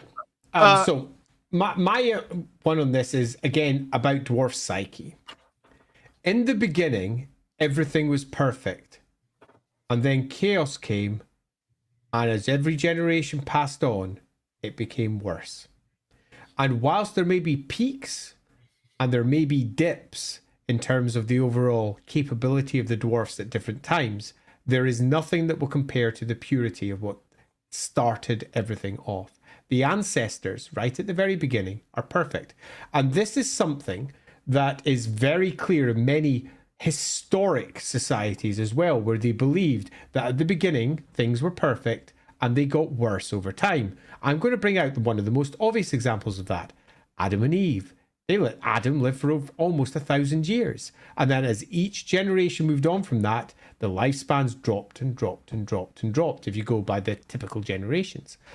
Because in the beginning, things were perfect, because perfection lay at the source of creation. And the further you get from the source of creation, the worse things get. And that lies at the heart of much dwarf writing for many writers. Perfection lay at the beginning, and the further you get from that, the weaker you get. Now, some dwarves will look at that and say, well, we need to do more to make up for our imperfections, which means that some of them will attempt to innovate. Others, and the majority, it must be said, will look back to the past as the source of everything as it should be. At the golden age, perhaps even before the golden age, when dwarves were at their best, when the ancestors were still alive, that is when things were right in the world. And now they're not. And all of this new innovation is nothing more than chaos. Actual, literal chaos being imposed upon dwarves and taking them away from what they should be. There is very real cultural issues here, where some dwarves will look at it and say, no, I have a better answer. An actual better answer. Burlock Damonson. He's a perfect example of this. I can do this better. To which the other dwarves will say, no, you can't. You arrogant, young bearded idiot. Our ancestors know how to do this. This is how you make a cannon. This is how you make a flamethrower. This is how you make a gyrocopter. Why would you mess with that? You are messing with the perfection of the ancestors. You're doing it wrong. And we will get real conflict. So the answer to your question isn't that they don't do it. They absolutely do. But that it causes deep cultural issues for them when they do so. Because there's this abiding belief that the past is better than the present. Tradition stands over innovation. Conservatism is much more important than developing into something new because of the way that dwarves think. And I think that this is easy if you want to do some research to go find in a host of different societies in the past, because the Platonic idea of something perfect at the beginning and then emanating outwards from this source of perfection into something that's no longer perfect stands in many ancient philosophies. And the dwarves, in some respects, espouse this at their core. But as we've discussed already in multiple points of this stream and others, every time we say this is the case, there's going to be 1,000 examples where it isn't. Some dwarves will go in different directions. Some dwarves will innovate. Some dwarves will leave the guilds behind because they think that they are lost in the past and they can do better. You got to remember that dwarves they're not just simply represented by the Karakan Corps, the Great Dwarf Empire. You also have expatriate dwarves who are entirely grounded into the civilizations they live in. There's tons of dwarves in the Empire who live like imperial citizens and have abandoned much of what is considered to be core dwarf practices, but they still have a dwarf psyche, and that dwarf psyche makes them obsessive, makes them concentrate in particular tracks. Consider them all like mine carts moving along rails. They're all going to go in that direction, but how they go in that direction according to society around them will be different. So the answer is kind of yeah, but at the same point, absolutely not. There's tons of dwarves who do things differently, which is a long-winded way of replying to that one. No, I think that's a great way to put it, though. Watchdog, how big was the oath sworn upon Neferata when she took Silver Pinnacle? Well, that would be a grudge rather than an oath. But grudge. But in many respects, grudges are like oaths as well. And true. The answer to that one is there are multiple clans who will be looking to see this one resolved. And I think in some respects, it speaks to sometimes the Games Workshop writers not quite realizing what they've created. And by that I mean, there are going to be thousands of dwarfs who are dedicated to this. Yeah, that doesn't happen. Yeah, the Silver Pinnacle was one of probably the biggest blind spots in GW writing when it came to the dwarfs. Because in the grand scheme of the world, from a dwarf perspective, it wasn't that long ago. And it was right on their fucking doorstep. It's one of those things that I actually remember being irritated by this when I was doing studies on Neferata lore many years ago. I was so irritated by the lack of the dwarven perspective on her, because she would be like, they treat the vampire counts of the von Karsteins like they're the vampires that initially pissed the dwarfs off, which is ridiculous. Neferata taking the Silver Pinnacle would have been the thing the dwarfs would have been like, fuck all vampires, kill them on sight, the bastards. Yeah, agreed completely. And there is often holes in the thought processes of some of the writers, because often one writer writes something here, another writer writes something there, another one writes something here, and nobody has just sat down and linked each part together. And it's something that I think Gav Thorpe back in the day did a relatively good job with, because he was Loremaster for Warhammer, and he thought about all of Warhammer and went, crap, I'm going to have to make this all make sense together. But there isn't really anyone that does that anymore. And because of that, we're left with islands of lore that should be linked together with strong trade routes. But the prevailing winds have apparently separated them entirely. Simon the Emperor says, the one time two clans forgot why they hated each other and agreed to mutually forgive the grudges against each other. Was that actually divine punishment from the ancestors, or just a very dark cosmic coincidence / joke?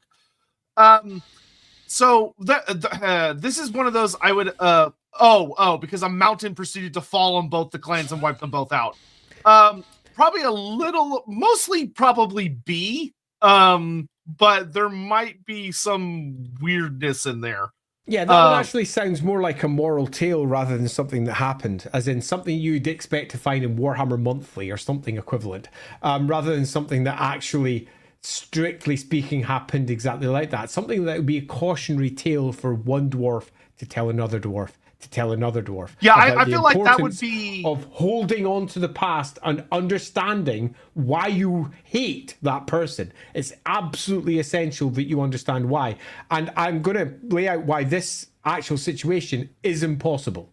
Actually impossible by the way dwarfs work. So, for example, I hate you. And the first question is, why? And dwarfs answer that every single time, which means that they can't forget it.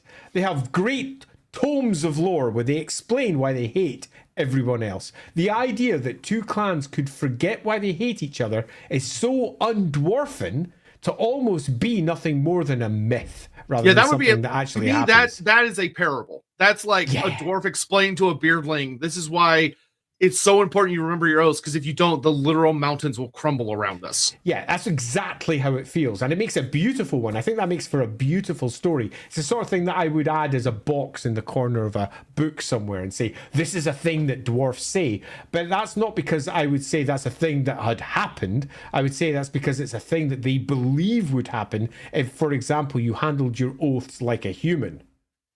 Where, a generation or two later, no one knows why they're doing what they're doing. They just hate them over there. Why? Because they do. And if anything, most dwarfs really dislike the idea of fighting against other dwarfs anyway, because it gets a little bit too close to kinslaying. Yeah, it's very rare that it goes to violence. Normally, totally. there are dwarves in every kingdom whose literal job is to deal with that. Yep. To like sort the grudges between clans. But we are way over time. That was a good one. I wouldn't mind giving a quick summary on this one. It'll be super short. Go ahead. My summary is Josef Bugman is a character that started in first edition Warhammer. You can't get older, and has survived not just through to the end of Warhammer and having an impact on the end times, but also directly into Age of Sigmar also. And that's beautiful because we've got a character that spans all of Warhammer. But Josef Bugman is also something more than that, because it's a character that can teach us that the dwarves are much more than Warhammer has perhaps already described. And we've covered that in this stream to some extent, in that it's quite clear that oaths and dwarves are fundamental. Absolutely fundamental. But that has never really been properly expressed in the rules for either dwarves in the war game, where we get slayers and how their oaths have changed their rules, and that's about it. But the roleplay game, where normally these things are massively expanded upon and deeply, deeply developed, it's never occurred. And Josef Bugman is a perfect example of a character that says, look, here is some development you could do, because we have a character that speaks to the depth that an oath of vengeance means, and also the implications for all the other oaths of vengeance that you can see in other manifestations of the dwarfs in a host of different novels. Castle of Dragon Tamer. Quite. And there is a hole in the, let's say, not just the rules, but the entirety of what the dwarves are in terms of their expressions in games. And that would be super fun to explore. So Josef Bugman, to me, is not only a brilliant character because he's been there from the beginning and he's right there at the end, and he is fundamental into just the basics of living in Warhammer. Hey, I can get a beer.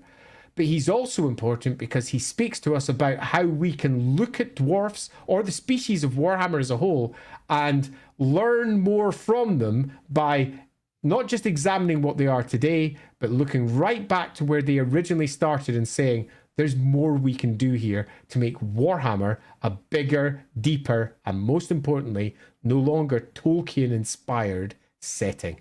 Because in this particular case, Warhammer dwarves are far beyond anything Tolkien expressed for his dwarves. For all, if you were to screw your eyes up, they appear to be identical. And with that, we are at the end of today's stream. The first Sunday stream for 2025. What a way to kick it off. Yay! That was a good one. Yeah, we will What are we be going to back. do next time? I don't know yet. Let's find out after the stream, so you won't find out until we decide to tell you afterwards. Yeah, so there will be something this Wednesday. I don't know what yet. And there will be something this upcoming Sunday. I don't know what yet. So we might do a vote. We might not, depending on that, because the Sunday after that will be the Sotek birthday stream where I'm going to pick the subject. So That's a good point. So for next week, we might just, I don't know. We'll figure it out. But yeah, thank you all very, very much for watching. We hope you had a lovely time. If you haven't already, Lawhammer should hopefully be back this upcoming week. So God, I hope it is. I would just like to say I've done a lot of work for whatever the next stream is. If it doesn't get done, I'm just going to cry. This Friday, fucking hell, we're going to be playing. Yeah, and the next Wednesday stream will be on my channel here, but the next Sunday stream will be on Andy's channel. So hope you all have. Oh, that's right. We said we were going to do R-Ball. That's what it was. We said we were going to do that. I remember that. So yeah, sure. Why not? R-Ball the Undefeated next week. Sure. R-Ball next week. Woo! Okay, so if you want to watch about R-Ball the Undefeated, Korn's favored champion of kick-ass, come with us next Sunday and learn all of his unexpected lore. I don't know. Are we going to be able to get 3 hours out of R-Ball? That'll be interesting. Oh, yeah. Anyway. Okay. If he feels that confident about it, then great, awesome. Anyway, we'll see y'all for that. Thank you for reminding me of that, Hugh.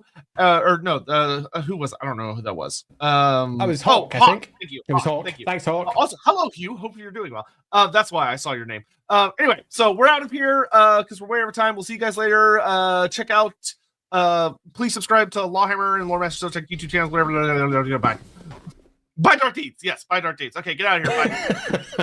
Bye. See y'all later.